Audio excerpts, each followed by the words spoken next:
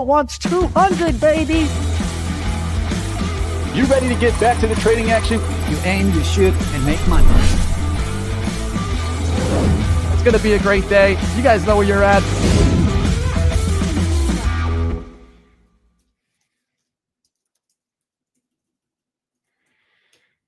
Swing trade just came through. I'm taking a look at here.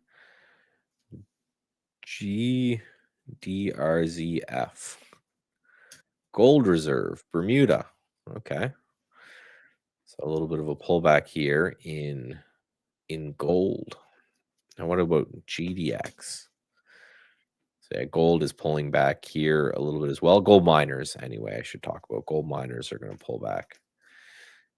LPH, again, a lot of obviously swing trading, the swing trading systems I run. Obviously, we are seeing a lot when it comes to pullbacks. What up, my dude? Whew. Had to work it today, man. I was about to say, how's it going, tech support? I am definitely tech support today. I'm just glad I didn't have too many trades on. I did get cut out of a Tesla swing this morning, though. I was looking to swing it, and it's already bouncing, though. You know how that goes. And all the things, and the rotation continues is what I've been telling the people. Look at the IWM cracking highs of the day already, and then the Qs barely, right? Even when we were selling, the Qs were leading the way down. So this rotation, we've been nailing it, and I'm loving it. There you go. That's what I like to hear, man. And that's what it's all about. It's also talking about potential shorts today. I think you got to also look for some.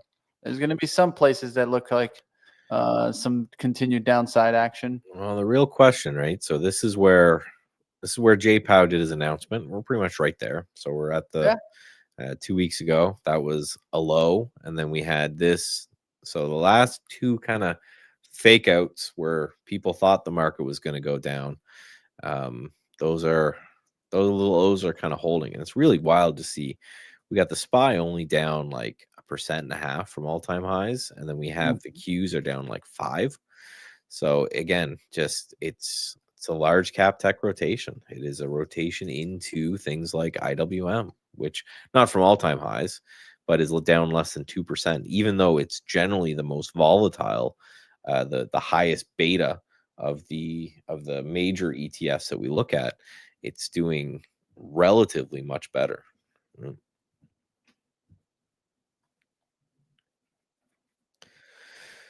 So we're getting a little bit of a pop here in. Let's take a look here. How is it? Pepsi. Funny enough. So we're short Pepsi here. Let's wait for the indicator to load. Some dude bought $4 billion of Pepsi, and everyone thought they were going to invent like Pepsi 2.0 or something. Gaps up huge. So you can see again the short through VWAP right here. I took that short kind of right off the bat. Again, I'm trying to hold for the 2-day VWAP. I've just known the win rate skyrockets when I take those a little bit off. And then I did, for my discretionary trade of the day, I did pull the trigger on this a little bit of NEO. I don't know what. Do you see NEO this morning, Mitch? I don't know what was going on here. This algo got whatever NEO said so dead wrong that someone's getting fired. Just tanked right after earnings and just ripped back up through. Someone's getting chewed out in an office somewhere right now. Yeah, the ones that I think really suck, and this is where you'll hear like I think such negative comments towards bots are those earning algos, man. The ones that play the earnings, because they are so wrong, so bad sometimes, Michael. It's just like I don't. It's I don't even know how that happens, right? Like, well, I don't know. Like I would never be comfortable running an algo that I couldn't backtest. And like, how do you backtest something that's like solely language based? It just doesn't make sense. You don't. Name that's bouncing back. Strong name of Friday, right? Snow. Big bounce back already, man. Undercut 230s. There, undercut the support right out the gates, 232, went all the way down to 228s, back to 234s. We'll see what happens on that one. Yeah, Qs made it through high day. We have IWM back through the high of the day. Just waiting again. Everything's a little laggy every time. It's not just it's my computer really been hiccuping today. Yeah. I wonder if I CrowdStrike messed up and broke the world again. I wouldn't blame it. There's usually when the market goes down like that, they love to do things like that. All of a sudden your computer doesn't work, Yeah. things aren't working right, the internet's slow. Thankfully, my bot doesn't need none of that. It all Yeah. just kind of exists in the cloud, in the ether. The just looking here, the SPY is really lagging. We have the Qs and IWM ripping, so it means one of these SPY sectors is not doing too well. Yeah, there's two. Financials. There's actually 1, 2, 3, 4 sectors down over 1% from the gates here. Utilities, financials, industrials, and basic materials down big today. Big. That's a big hit there on Yeah, for over 1% from 10 minutes in. That's pretty strong there. yeah, and the Oh, bounce right to VWAP here on the XLF, and then challenging low of the day while the Qs are Smackdown. ripping. Yeah. They're washing the bulls in gold here. If you didn't take your money this morning, well, you ain't gonna be feeling too happy now.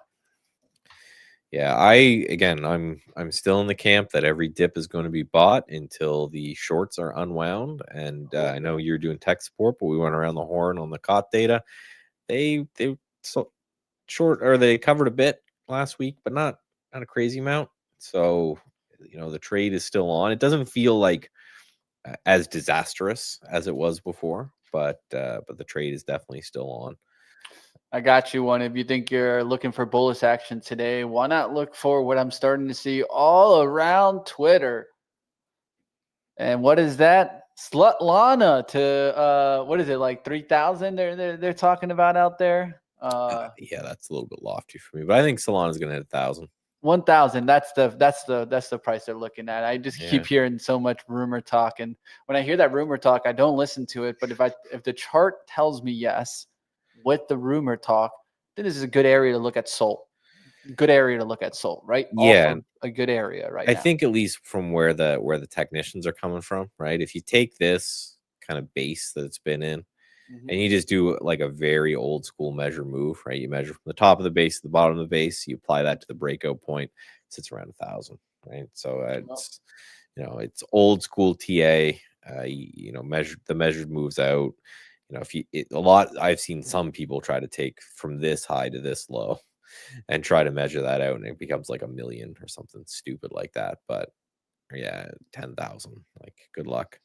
But I 1,000, that doesn't scare. And I've been saying it. I think Ethereum could hit 10,000, not like today, but once it resolves this base right here. So nuking, baby.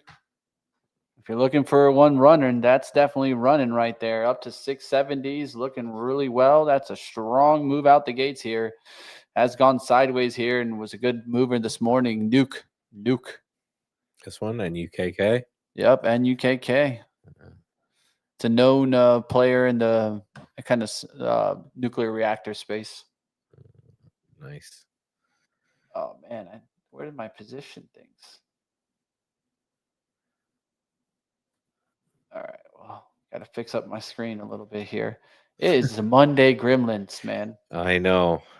On a Tuesday, yeah, dude. You got a long weekend. You gotta, and that's especially with a sick son. So. Oh no. Yeah, you know how that goes, man. Once one of them's sick, it is only a matter of time. Then you get the two of them mad, and then they recover in like a day, and then you're out for 2 weeks. Yeah. Let's just say I'm drinking emergency already, man. Yeah, get that zinc into you. That's what you got to. That's one of the best ways. Real quick, get some zinc. Pepsi's still selling. I'm gonna chicken out a little bit here at Pepsi, man. That's a nice, like we're talking about, right? It's long weekend. It's Tuesday. Everything's broken. Nothing's working. And we have a nice little. You were shorting or longing Pepsi? Short, just the VWAP to VWAP move, right? So short at 155, up up like 2 points. So I'm going to take a little bit off the table here just to.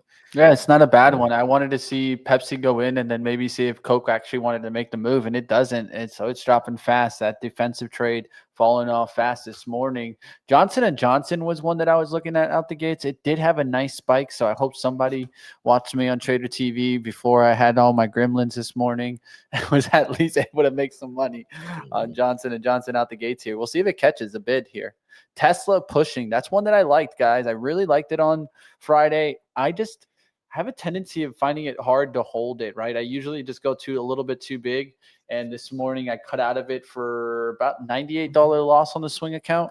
I was up about 80 at one point, like going into the close Friday.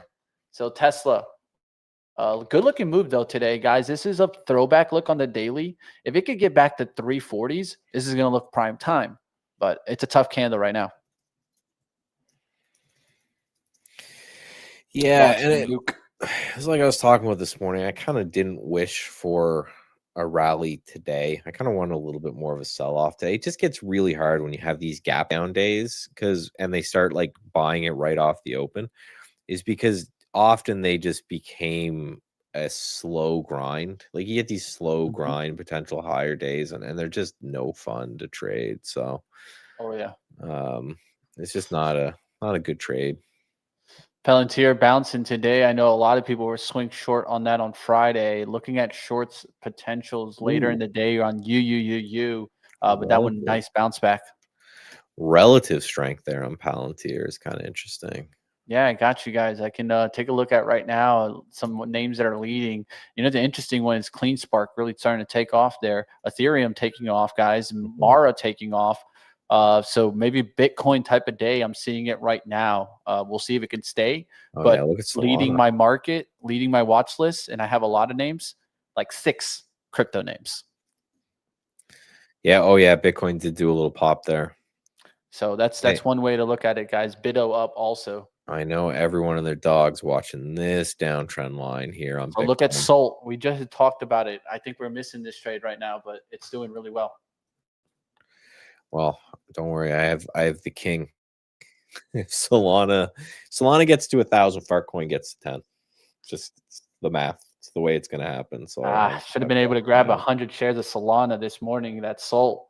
I mean, I'd be up already about $1. So there's a really good risk to return right now off that 22. And just not being ready to go here, definitely costing me here. As you guys can see, look, I had this level drawn out, this 22. It was like 21.95, and look how it held it really nice right before the open. Then this is like that push bar. If we go back to VWAP, I can jump in 22.50. Let's see if this can start to go. We'll see what happens. Other than that, I just got a swing in FXX and looking at some names starting to jump, and I can see right here, it's just a bunch of kind of crypto names. What's leading the downside action? Downside pullback, LAC, ALB, those types of names. Docu pulling back there. Docu is an interesting one. Had a spike on the earnings, now starting to come right back down. Apple pulling back there. Snow pulling back. CrowdStrike, QUBT. I'm thinking that the quantum names might be actually shorts here, so we'll see what happens. They are bouncing back. We'll see if it get a continued drive back today. It's been a nice bounce back today at the start. Let's see if it holds. Yeah, Rigetti was doing a lot of pre-market volume, like a ton compared to what it normally does, and it wasn't going anywhere. So that was kind of one of those, eyebrow raising moments. You're like, well, why could those be shorts lining in there, right? Yeah, what are they? What are you doing? Why is everyone so interested in this thing that's not moving? Yeah, my biggest thing is a lot of times with these names is that, like I tell you guys, I'm like, they need continued catalysts to stay up. Yeah. They're not fundamental names, right? So they need to be hype. If without the hype, they go away. So IWM down less than 1% now after that. Salt just continuing, man. No chance for right now for me to catch it. At least I'm glad I brought it up. You guys heard me. I would have loved to get long that name now, but now it's too late. Now that's just how it is.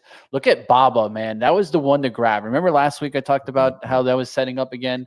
It was right off of the support, the 120s. We were seeing the FXI line up. We knew that Baba would probably be a name to grab here. The base was really nice off the 120s. Now I think, yeah, I mean, it's a little bit hard, right? And I went with the FXI, and even then, I'm still like, man, I should have just gone with BABA. Sometimes I go with the ETF, and then in this case, might have been better to go with the name. PDD still pulling back drastically, so maybe that can give us an opportunity with FXI pullback, things like that. Yeah, this Neo base is interesting to me. Again, after that algo got it so wrong, made that buying opportunity really early in the morning. I'm just watching this flag here on Neo if it ends up coming up, popping.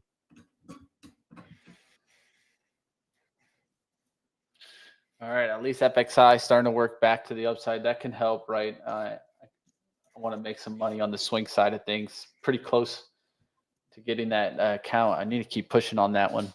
Your swing account? You're close. Yeah, I keep getting close. I keep getting within like $300, like within one trade.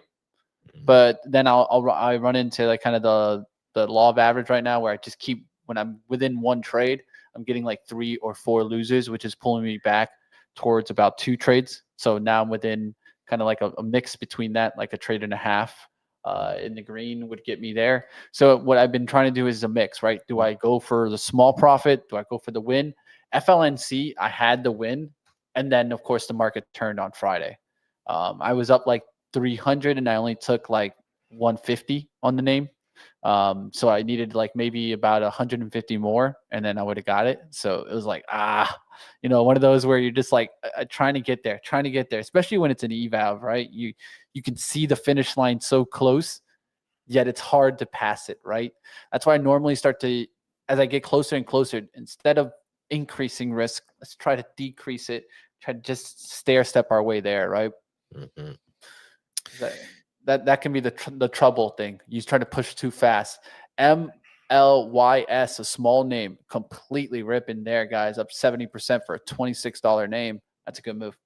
Watching this, so WGMI, right? Our Bitcoin miners. You mentioned a lot of those earlier, sitting right up near highs here. So we're definitely it's definitely a crypto day. Look at this Bitcoin downtrend line. I know a lot, like so many people were drawing this out, and we're just cracked through there. We're back to 111. Missing a good chart there on Woof. I was watching that on Friday. Wasn't watching that today, guys. Airwolf. Oh yeah. Look at that. Look at that chart. Oof. Yeah.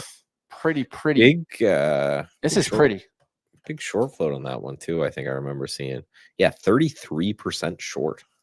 So 1 in 3 shares on this is lent out short.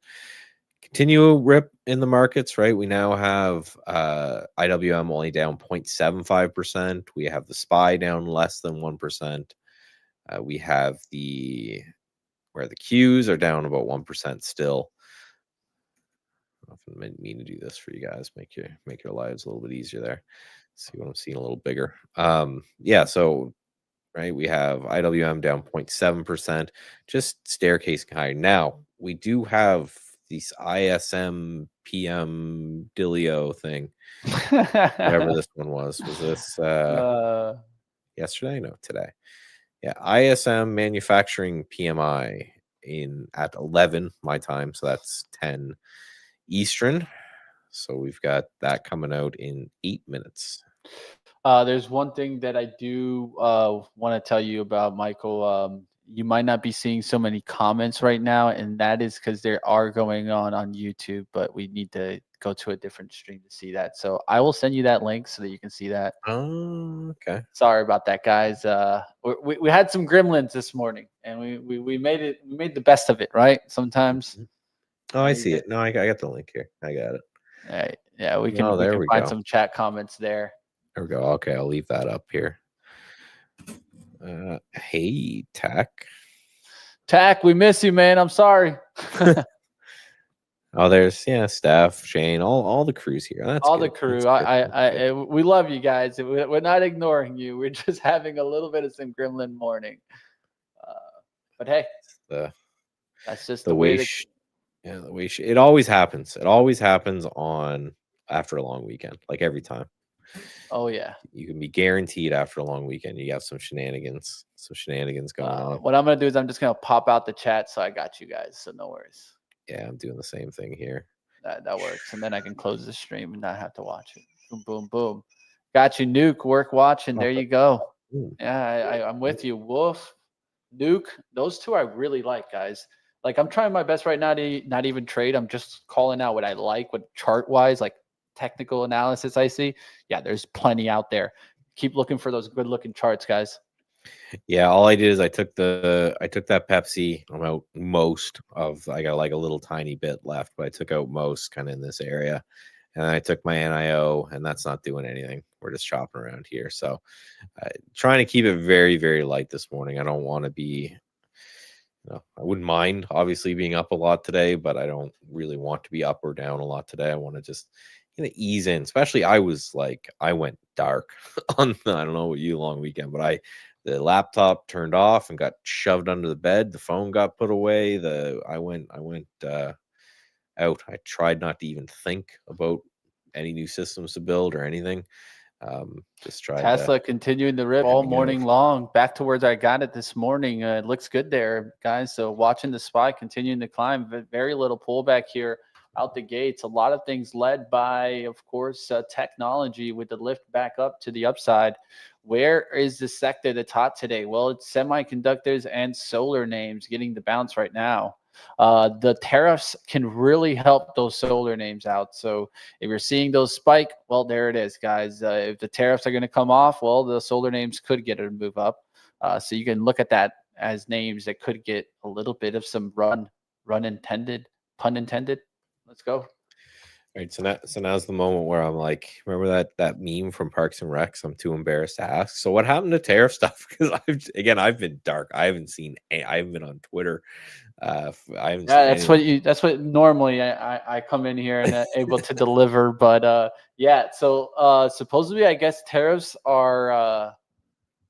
I don't know if tariffs were good or bad for the market. For a while, everyone was like, tariffs are bad, bad, bad, bad, bad. The market was going up. And then now everyone's like, but you pulled the tariffs off? Now that does that mean the market's coming down?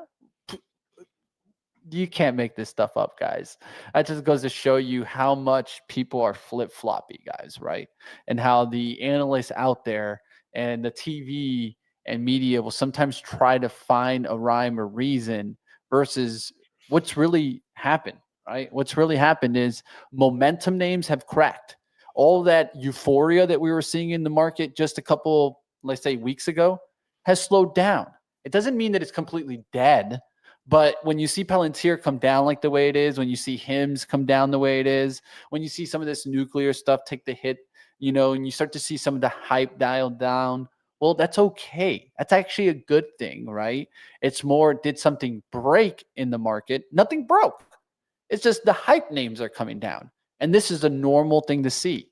Of course, especially when we were starting to see the dash for trash, right? We started to see short interest stocks flying higher. These are the times where I talk about it. When you see the dash for trash, it's usually late innings in the rally. It means that we could have potential sideways or pullback action for a little while here. And that's what I'm looking for, is more sideways action, a little bit chop. Some days pop, some days drop. They're not going to make it easy in September. At least that's what I can see in the early part of September. And then I'm looking to see if going closer into that rate cut, do we start to see a drive, right? I'm still a believer in the drive, but I also believe that you got to shake sometimes the tree, see who's willing to hang on and who's not. The IWM just broke for a second there, pulled back just a bit, but we were only down 0.5% today here. So XBI is what I talked about this morning, and look at that. Boom. Yeah, it's what biotechs and regional banks are the way to do it for the IWM. Regional banks bouncing a little bit off the lows, but not doing the best. Biotech's just ripping. Yeah, I on Trader TV, I said, well, if you want to know what's happening or if these small stocks are going to continue rising, just look at the XBI today as an indicator. I know you can look at the IWM, but they were asking me because the IWM was pulling back. I was like, that's probably an opportunity. But if you look at the XBI, it's setting up here for a rip. Just look at the XBI. If it starts to crash, yeah, well, then you know that, yeah, maybe this is not the area. But if it starts to lift off, telling sign. Yeah, a little bit of a push here. I'm looking psychedelics kind of moving around, MSOS, trying to bounce almost green here on MSOS. So again, more some of these speculative kind of areas. are looking a little bit hot. So I don't want to get too excited because we got 1 minute until that manufacturing So they come and dealio. hit the hammer. So yeah, there's and that's what I kind of prep people for this morning is listen, guys, I don't trust nothing until this number comes out because Let's see if gold can recover here. this could be one of those get everyone all hyped and okay, we're buying the dip just like we have all the other times, and then everyone gets super excited to buy the dip, and then bam, right back down. So I'm just gonna wait for this. And so far, it's been kind of happening the way I talked about, where these aren't fun markets to trade because you just grind like slowly higher when you have these gap downs that reverse, and they just become real. It's one of those you kind of had to just buy the open today. We dipped like 2 seconds off the open. You had to come in, you had to buy strong, and then you just have to hold it. It's really hard to buy something up here after from the open. It's already rallied quite a bit. So far, the number came out. We're popping just a little bit. Remember, it's the 18th knee-jerk reaction we're looking for, but I did get a rally there from the SPY pretty strong off that number. So it came in whatever good is for that particular number.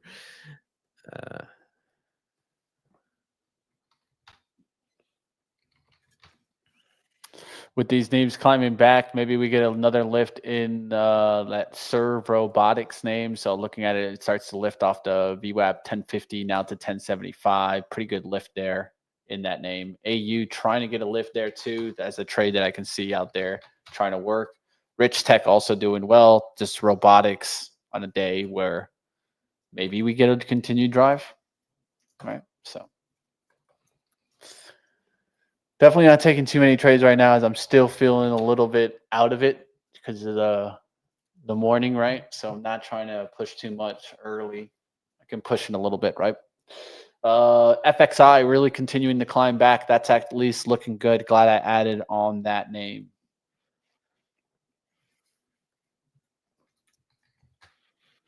NUKK struggled in the sevens, could start to pull back there. We'll see what happens on NUKK as it's gone up towards 7. Can that one continue? Daily chart, it looks not bad. I mean, it's already made an extension though. Could be coming back to 6 here. We continue to continue to rally here from the SPY, holding that little push up after whatever that number came through. So they liked it. That was kind of, I don't want to say worry, but that was my big little bit worried about as well, where it's like, okay, you rally, you gap down, and then you rip all day. Like some of these indices from their lows are up 1%. And then a number comes out bad and they just laugh at you and rug. That could happen, right? If you measure IWM from its lows up 1.5%, right? So this is one of those times that it's good not to focus on the change from the close numbers. It's more important to potentially change from the open, in which if you look at it and you say, oh, we're down, 0.3% on the IWM and down 1% on the SPY, that's a bad day. But really, it was a bad day. And then they've been kind of buying it all day long. So go get it, Shane. Go get it, man. oh, nice. Good to see you. Can't put it on screen, so I'll read it here. But first day with the new 50K funded account, 4 out of 4 trades green, $540 profits, shutting it down. Dope, man. That's what you want to do. You're done. Go take a nap, watch, Yeah, like I said, go get some breakfast, man. Yeah, go walk outside, get dog, walk hit. It'll be happy and get away. Because this seems like one of these days that I could see us kind of grinding up here, filling some of the gap, and then just sideways for the rest of the day. IWM is getting really close to 2-day VWAP. It's like right there. We have a visitor down below here.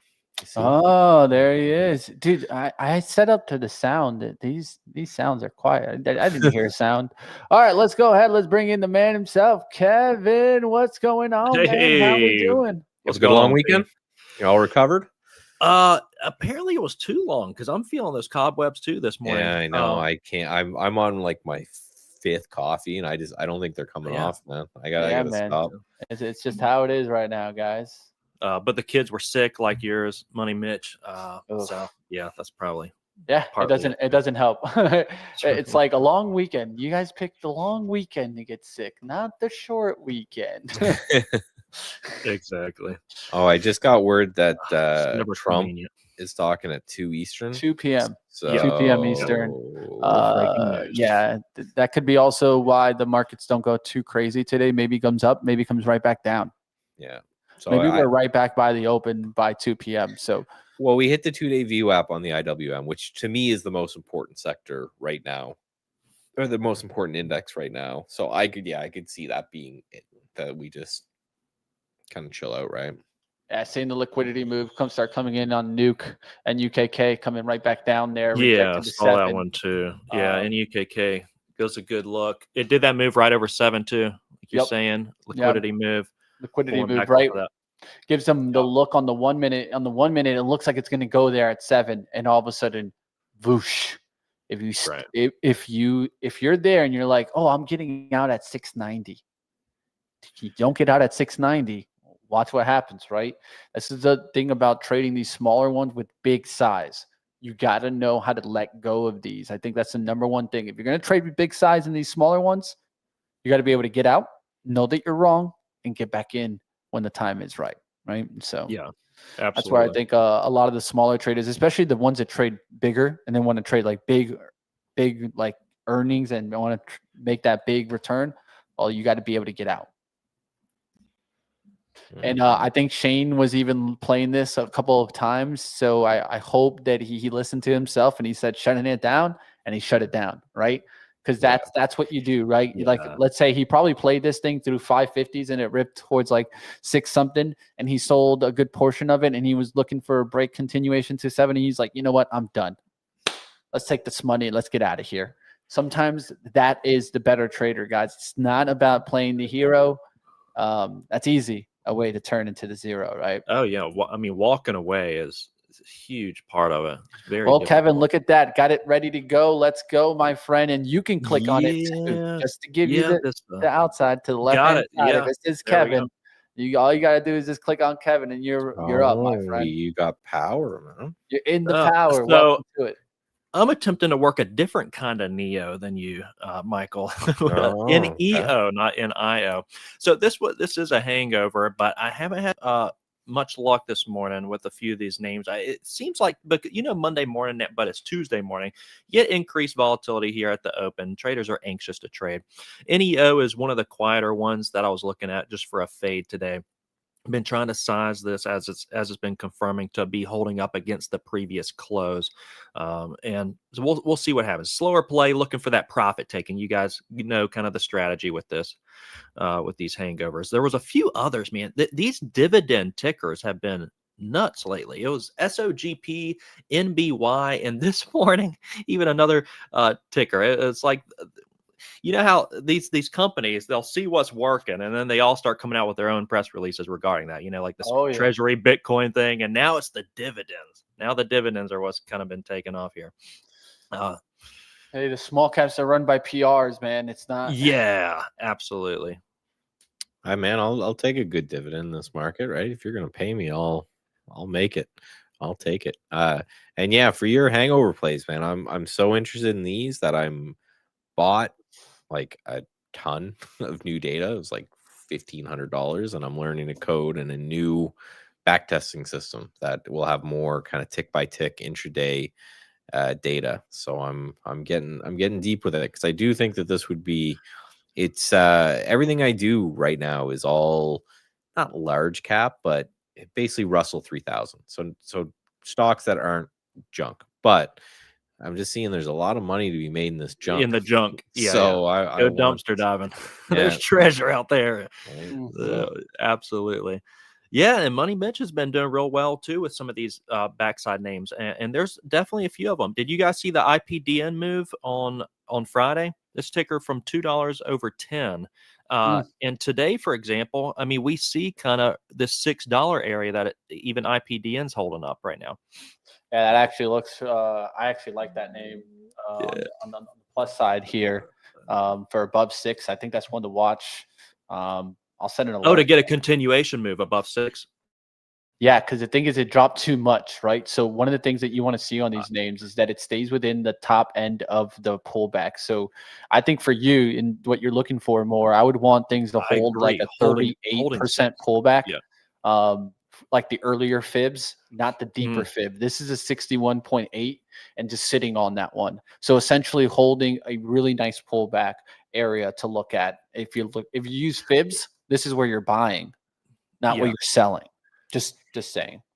So it's interesting you get the bull and bear perspective on this though, because Yeah. that the 6 would be essentially my stop if I'm shorting this, Mhm. and that would be your long entry. So yeah, you can work both sides of it if it gets the momentum behind it.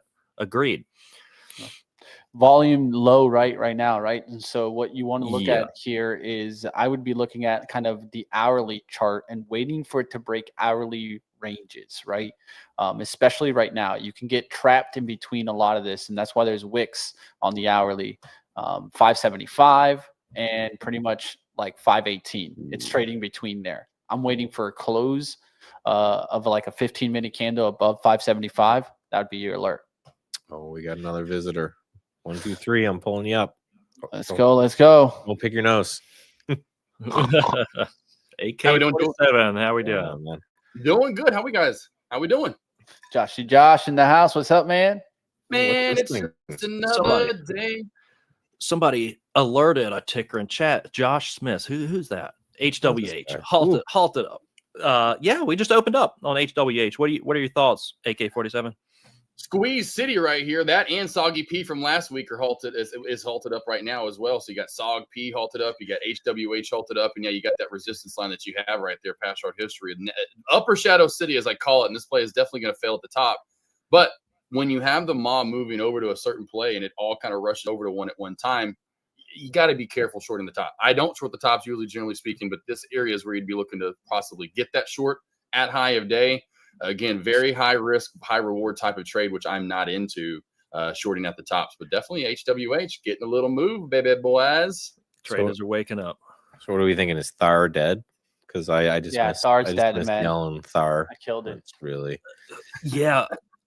I killed it. Yeah, that I love your perspective on that, Michael. Like just finding the Thars of the world, and then now it's like let's short it. Let's short Thar. Why not? I mean, this play is kind of dead at this point. I mean, this is an irregular kind of head and shoulders pattern. The right shoulder is a little abnormality there, but again, it popped up to 7, rejected, and now we're falling back down towards a neckline. Neckline down here is sitting at right now. So let's see if we're going to hold this neck, or if the neck's going to crack. Get a neck brace ready. because this is my plan for this. What the strategy I want to build on the junk, because I'm show me the junk like 2 days, 3 days after, right?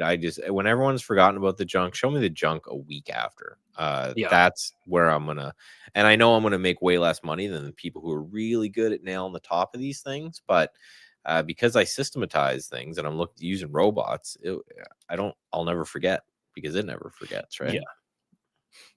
Yeah, there's some big boys out there that they nail these, and something I'm working on that I've seen some of them do is really just sizing into them when they're confirming. I mean, maybe not as it's working against you, but Money Mitch has been giving me advice as far as this goes as well. Just like take advantage of the tickers that are working in your favor. Trade with conviction and confidence on those backside plays that you're talking about. Yeah. It's important, right? As you get building and building, one thing that you're trying to do is more build up your own decision-making skills, because that's the one thing that I think even, Michael doesn't have to worry about. He doesn't have to build those up, but us as subjective traders taking the entry, that's the number one thing I think you need to be building up. What are your decision-making skills, and how do you make your decisions, right? And so being able to step up, and also when the time is right, when you're noticing patterns not working, step down is really how you're going to expand your equity curve, right? We're all looking at our equity curve. We want to see spikes on the upside and slow grinds on the downside. How do you do that? You know when to downsize. You know also when to step up to the plate and hit the gas pedal. This, I think, what defines day traders. Swing traders are a little bit different, but especially when it comes to day trade, you need to know when to hit the gas pedal. Yeah, I was watching some of your funded video, Mitch, and I noticed that with your risk reward. I mean, your reward was like 4 to Yeah. still 1 risk. I mean, you take advantage of when you have a winner, like you said the other day, Right. ignore it. Focus on the losing trades and take those off. Try to put a sticky note on the winners and ignore it. And one thing to tell yourself is, so think about this every time you come in. Sometimes traders don't tell themselves this, but you got to be like, okay, if my strategy is a 4-to-1, understand today I might lose 3 times. Just before I start the day, I might lose 3 times today. And that's okay. Understand that that's coming. Once you understand that, you're like, oh, this is just one of those losers. Put it in the back. Let's go.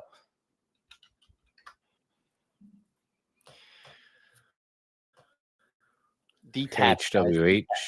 Well, and that's HWH continuation, yeah. if there is a reason to be a systems guy, it's that detachment right there, right? I don't. It's funny. I build the IPDN system already going. Let's go. Let's have but, fun. I don't look at them as my traits. I look at them as the robot's traits. So if they're bad, I can I'm in, guys. Let's blame go. you, right? What trade you taking, Mitch? IPDN. I talked about it, right? Yeah. I talk about it. I'm gonna be about it, guys. Let's go. Let's take a look. Soggy P is flying, by the way.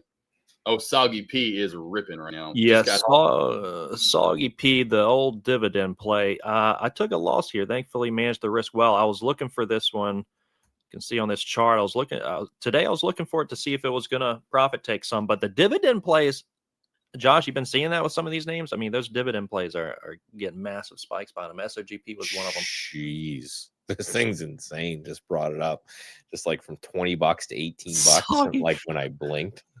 Forget the Thar costumes for the October party. We're gonna get some Soggy P costumes. All right. Call the Professional Diversity Network because it is lifting off here. Let's go. Let's go. IPDN, good work. Yeah, on that 6 cross. And Yeah. so a shorts would have been certainly stopping out right there, which is we're seeing them cover. IPDN, let's go, Money Mitch. Let's go, guys. So can we get into an uphold? Can we get an uphold here, please? FYI on that 2-day VWAP sitting right at 669. Nice. So just 669. Let's see if we It's coming. blast it.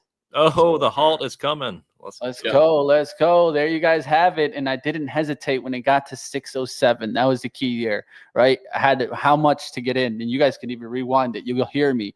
Oh, it's going. It's going. Click. Let's go. Let's go. Know your levels beforehand. Then you can make decisions prior, right? And then there it is. Now we're lifting. Now we're in the halt. Now we got the ride up. This is a good looking chart. Day 2 move. We'll look to see if this can get back there. This has potential to go to 10, right? That's 60% higher. That's 4 points from here, guys. So riding smooth here, guys. Another trade that I have is NRG to the short side of things. So that's an energy player. I talked about those nuclear names and how they could be coming crashing back down. So looking for this name to maybe get the move right back towards the 140s. SPY kind of hanging in here. We'll see what happens, guys. I feel like we might just chop around now here, but holding for the time being. Yeah, that was a big move in pre-market today. I had a feeling we'd see some reversal side on a lot of those large cap plays, and it definitely got a good reversal. Yeah, and then what did they do right before the gates, right? Wash it, right? Like, yeah. Remember, guys, I talk about this with traders sometimes. Try to always think about patterns, but also think about the psychology in the patterns. I think it's going to help you guys. It's a classic move this morning about washing them. And they washed me too, like on a swing trade. Like I had Tesla, right? I had to get rid of it because it was just starting to leak. But now I look at Tesla and I'm like, oh no, why'd I sell? So Money Mitch, your STSS trade the other day, I think there's still room on that one to drop. Oh, STSS. I missed that one. That was such a beauty, right? It's kind of heavy today. We were, this one last week was at $4. So I mean, there's still room here to fall. Profit taken so far today. So the problem with STSS, and I think that's the problem why it's tough, is spread, man. It's spread. So remember when we're looking at these, we're also looking for tight spreads. Like 30, 40 Don't cents forget spread. that, right? Yeah. So the ones that are like going to be super thin, you can go after it, but you need to go so small that even the return might not be worth the risk. like it gets to a certain point. Like if I'm going to get a heart attack for this stock to give me $50, like, come on, man. Like, I don't need that, right? Like, I don't need that in my life. I saw white hair in the chin the other day, boys. Oh yeah. Listen, Wisdom. youngsters, let's not. It's like half white at this point. Right? Oh no bueno. I love you have hide like that Josh's hide that meme as baby. part of the chat there. Yeah, I need a shave. It's already coming back. You know, you shave yesterday, and then I didn't shave this morning. That's that 5 a.m. shadow, not that 5 o'clock shadow. Yeah, right. Yes, exactly. 100%. Yeah, they're coming in. They're coming in down here, and I'm like, that's why I like it keeping it shaved, because it's just I want to get to that blend, kind of like Michael, where you kind of get that salt and pepper look. Then you're good. You can rock that. You know, at first it looks a little. It's kind of like that. Yes, salt and peppers, baby. Yes, exactly. That's why she's there. That's the. Otherwise, if it was me, I'm like, man, should I dye this? She's like, absolutely not. Do not touch that. Yeah, it's like, do not. There's OPAD money, Mitch, too. We were looking. We're interested in that one for a potential long last week. What are your thoughts on that now? 470s holding OPAD. Oh, pretty well. Dogs are barking out there. I'll take a look at it. Let's take a look. OPAD, right? OPAD looking good there, holding off of the $5 look. It's holding kind of the resistance from the Monday, the first drive. So that's a good look. I think you just have to hold off that Monday high. And now that's 493. You recovered 5. So that's kind of like the support I'd be looking at. As long as it can hold 493s, that's looking good. And I'd want to see what? Open higher. And I want to see what? Zillow higher, right? I want to see Zillow not break, guys, because if Zillow breaks, I'm calling it now. Zillow breaks, you see it the next day, these come crashing right back down. Even though they hide that high short interest, I still think they're getting also industry support from rate cuts that are coming. So Zillow is having a tough day today. Those are doing really well. I'd ride the trend, and the trend's your friend until it isn't right now. So definitely not shorting these names right now, because I need to see what? You see Zillow completely. Like if you see Zillow tomorrow and it's down at like 77, yeah, I'd be like, all right, well, now's the day to go looking at that open to the short side. Right now, it's ripping higher and looking good. I like open more than OPAD, just to put in perspective. Why? The business is better. The actual insides, the fundamentals are better. But just stating. See, I like to hear that as someone who doesn't give a crap about fundamentals, but is long an irresponsible amount of open. It's just more support for your trade, right? Because that you by the way. Yeah, it's open. Let's go. Ooh, up 3 something. Let's go. Man, they're pulling these moves. The you. Oof. I'll tell you one thing. I stuttered there on trying to get towards the name there. I would have sold some in the 660s there. So I'm trying to get back there towards that. Would definitely have sold some there at 660. So let's see if it reloads here. Right back at me, right? At the 660s when I was up around 300s, I would have taken some off there. Got as high as 692, almost breaking the 7 and going to the second hole. Let's say if it finds some dip buyers here towards the 6, but right now it's definitely trying to hold on the 9 EMA. It needs to catch really quickly and go right back up. See what happens. Speaking of open, you just talked about that. That's nice. Again, for newer traders, I love open. It's a nice, slow and steady mover. So just going back to that for new traders, there's a lot of new traders when it comes to this stock trading. Right. So you new traders out there, please find plays like opens. Very slow and steady. You don't have to worry about a big spread. It's a play or the moves like you gets. You're not going to get that typically with open door. Yeah. There's the test, the pressure.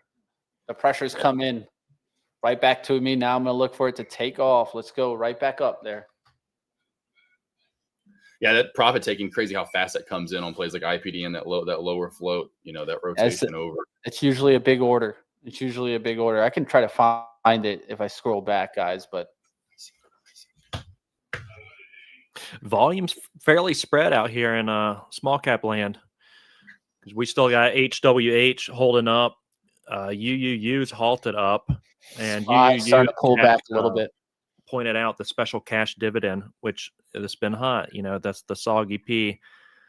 kind of news we're dealing with right here. So let's figure out what, where this thing's going to be headed. What they do, and this was similar to Thar last week and CWD. What they do is, it looks weak. They trap shorts. We consolidate on light volume. And then if you look at the volume chart on you see this huge increase in volume, 600,000 relative to what under 200,000 we're typically trading on it. Just took a little long on Nuke. Long than of course on the other play, but I kind of like the setup here for recovery back through 7.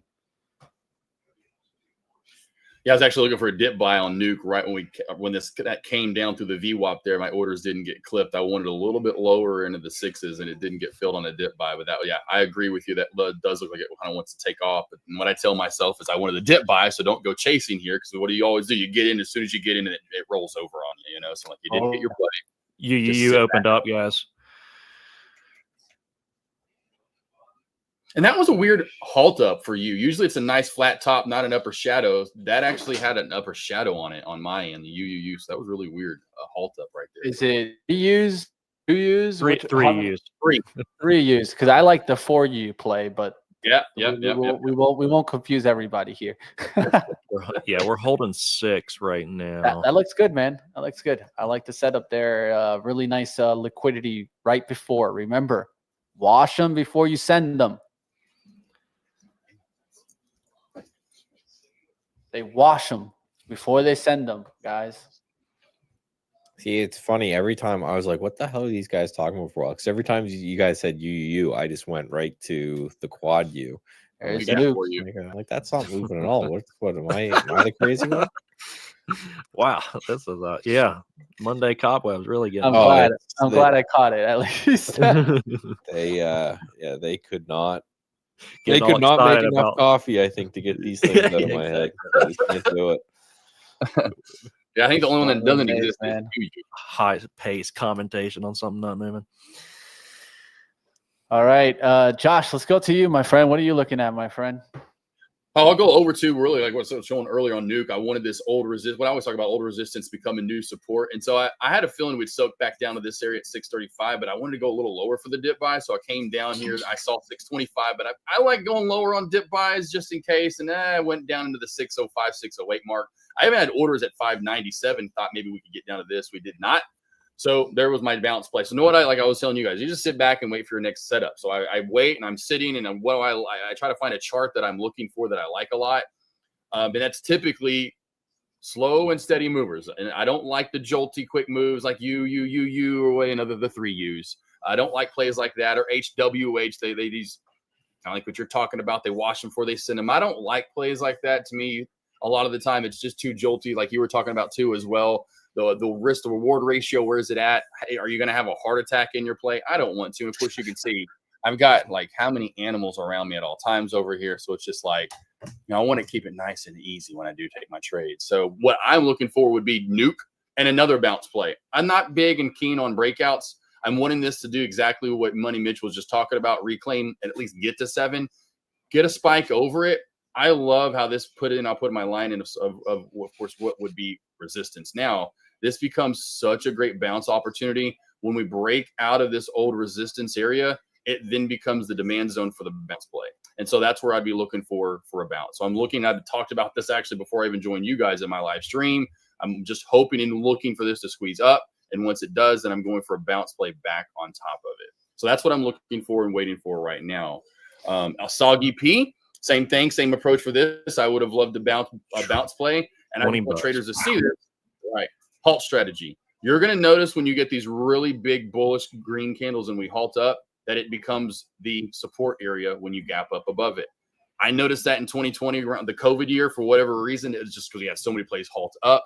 And into 2021, how often it was that this halt up area, once we gap up above it, becomes the dip buy. So start paying attention to that. We are seeing a lot of plays here over the past few weeks, halt up and spike and run, as you can see.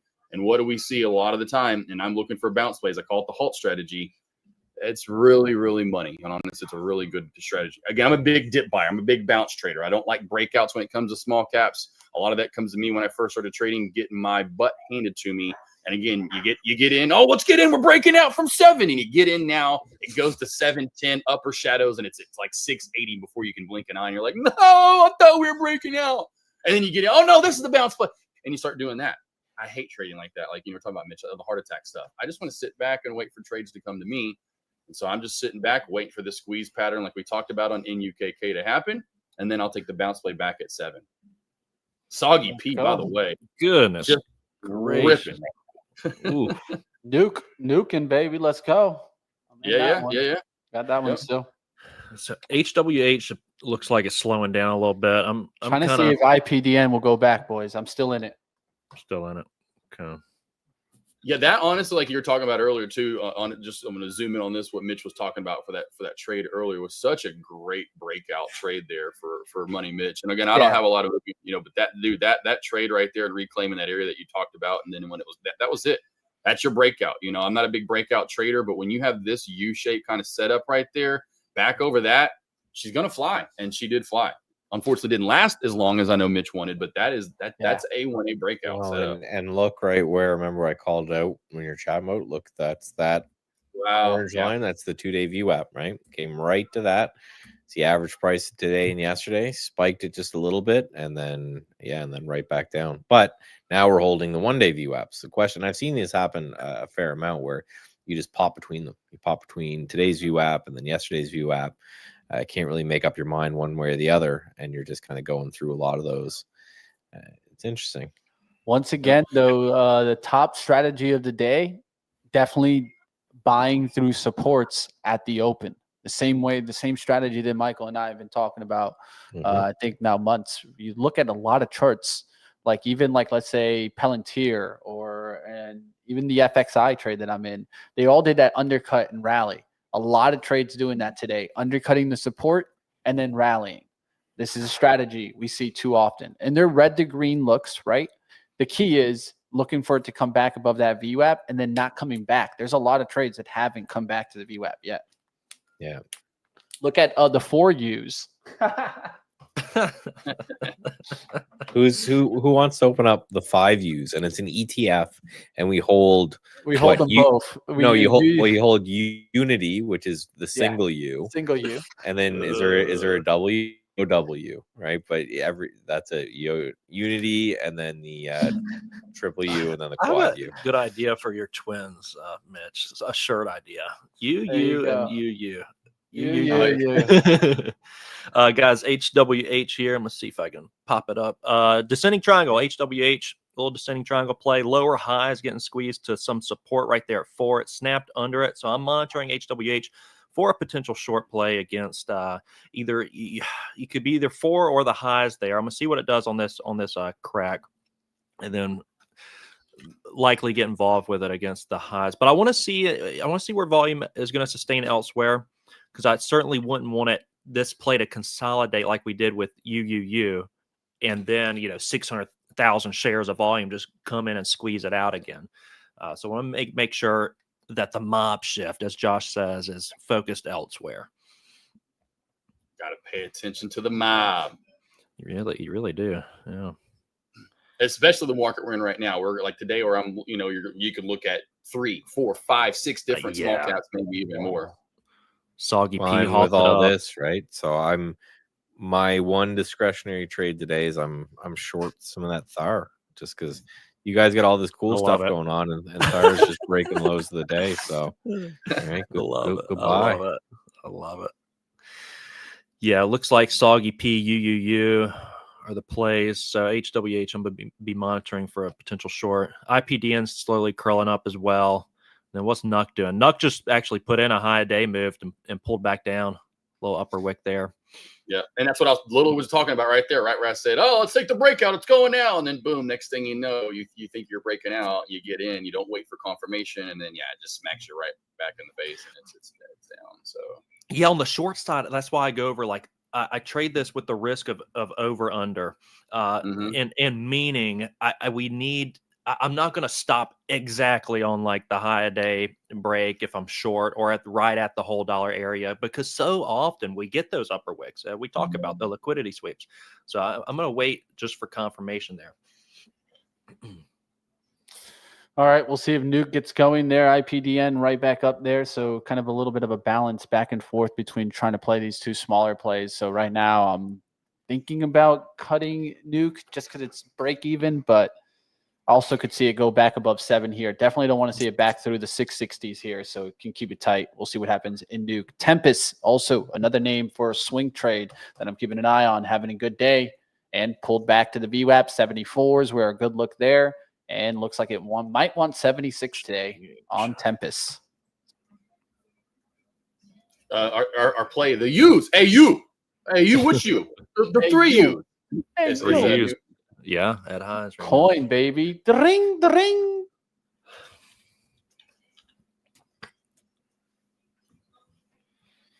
MSTR holding well there. You know, it turned. Bitcoin continuing to move. The quantum names turned. Those are right Solana back down. breakout. There we go. Nuke. Nice looking breakout in Solana. Solana. Yeah, there was a penny play that just invested tons of money into that. I'm trying to remember which one that was. It might have been STSS. Seagate going high. Yeah, it was STSS. Acquisition 2 million Solana. Solana think we're talking 1,000. Duo last week too. Duo's another good slow mover Mhm. today. It's a nice little slow and steady mover. That's not much, but that's a nice slow and steady mover, like Open is for those slower trades. If you're looking for risky biscuits, as I call them, trades, SOG-P, you're going to be all over it with SOG-P or the UUU play. Waiting on the Nukem. I always call it Duke Nukem when I see NUKK spike. Nukem. That was I a good, see it. That was a good one back in the day. See it. Or man, the other one this morning, I love doing this. M and Katie was a big float that ran this morning. Not really doing much in market. Mankind, baby. Anyone remember Mankind in the wrestling days? Oh, of course you got to remember Mankind and the Undertaker, baby. Yes. Those crazy cage matches they would have. Oh, forget that. The Buried Alive match. Oh yes, that one. Yeah. Back when wrestling was cool, but we won't get into that. It was cool, man. At one point, it was entertaining to say the least. yeah, man. I got to see an eggnog match in real life, man, in person. I was like a 12-year-old. Yeah, nothing like that, right? Right. I could see what was their name? Lita Oh yeah. and the Hardy brothers. The Hardy Bros. Yeah. Yeah. The Swamp Time Bomb.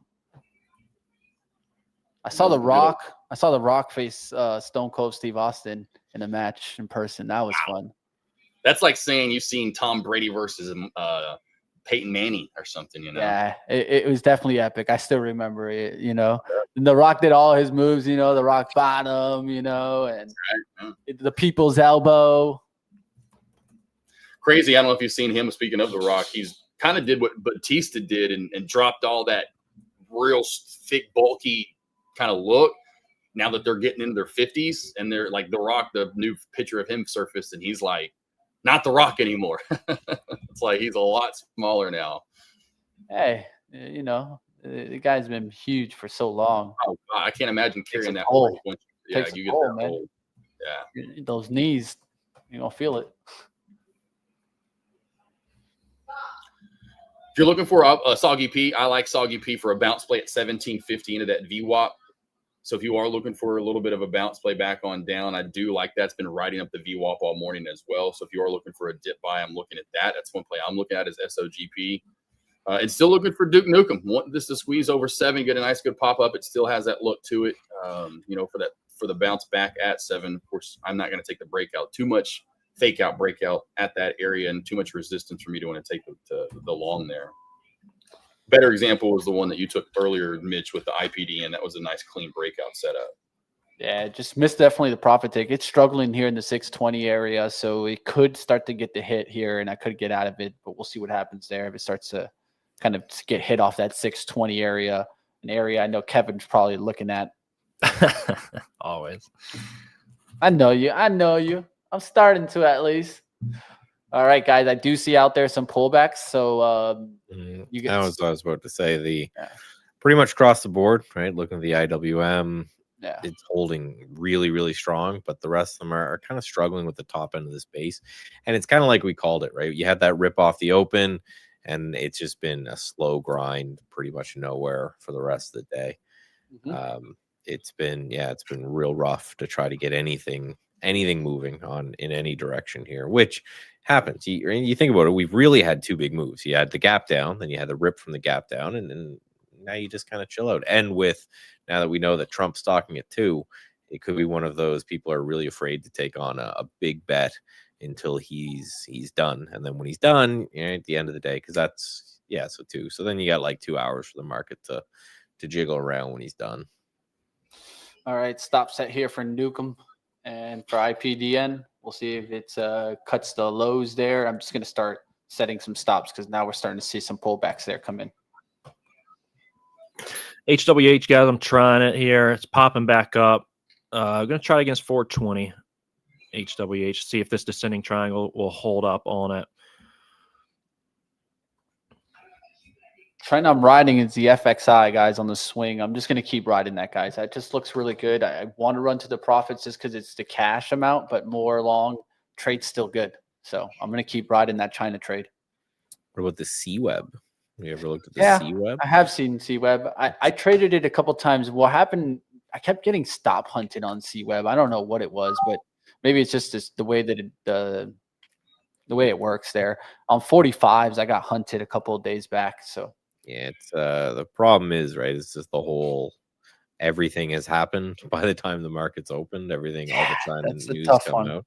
It's very, when I swing trade China, it's like wide stops, low size, because you have no idea what's going to happen overnight. I've been looking for the FXI to also close the gap. That was a big thing for me on the FXI, is just looking for the gap close.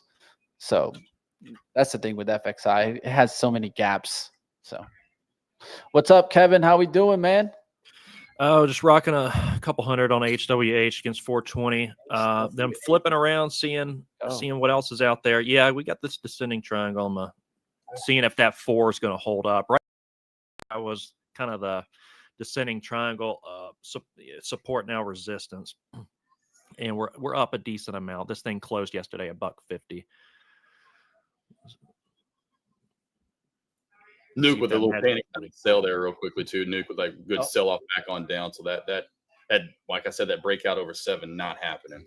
Yeah, not happening. Glad I set the stop right on that. So out of that, it was like right after you said that too, Mitch. It was like you said you're gonna set that stop in, and then boom, that sell off. Showed my hand, man. You did. You know how it is, man. If you want to play poker with the open hand, go ahead and play. See how it goes for you. Right. I did get filled on Duke Nukem on that pullback on down.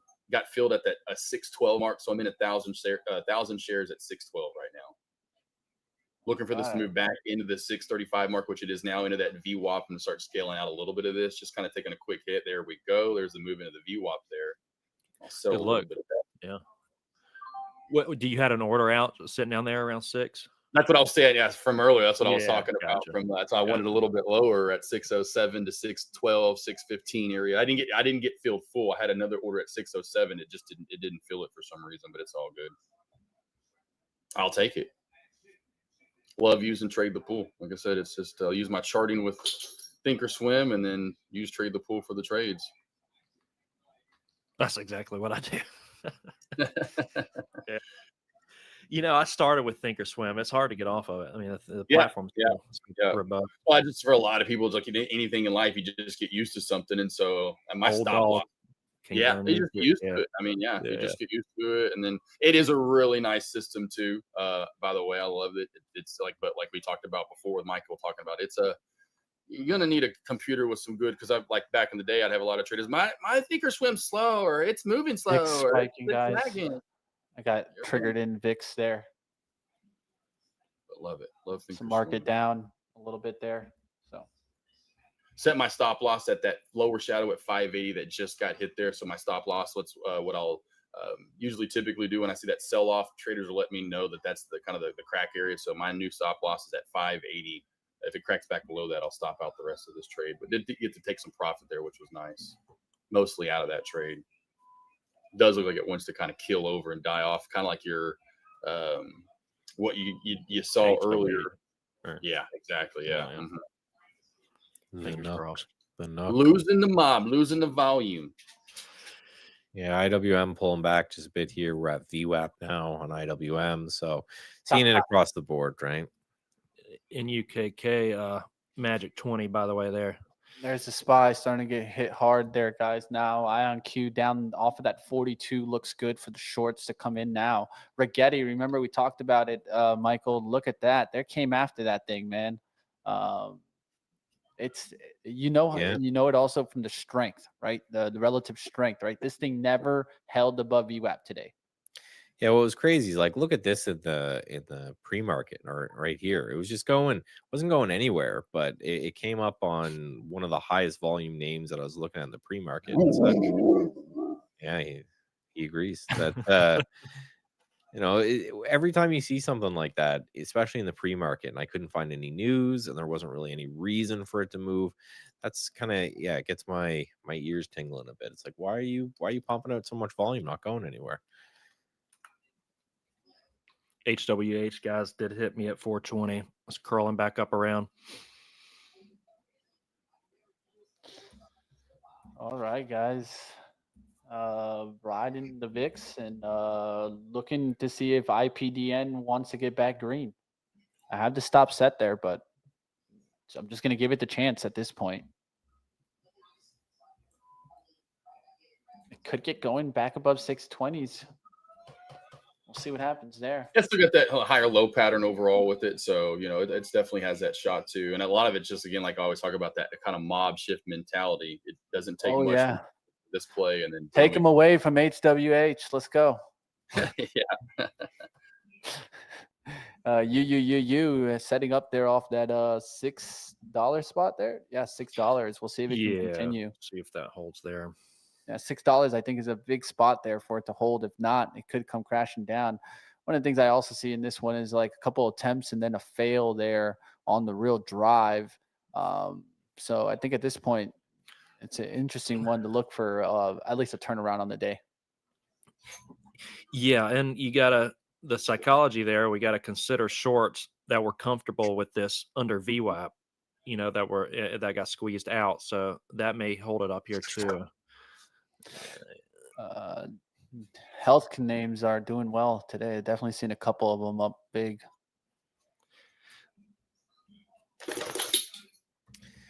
Yahtzee.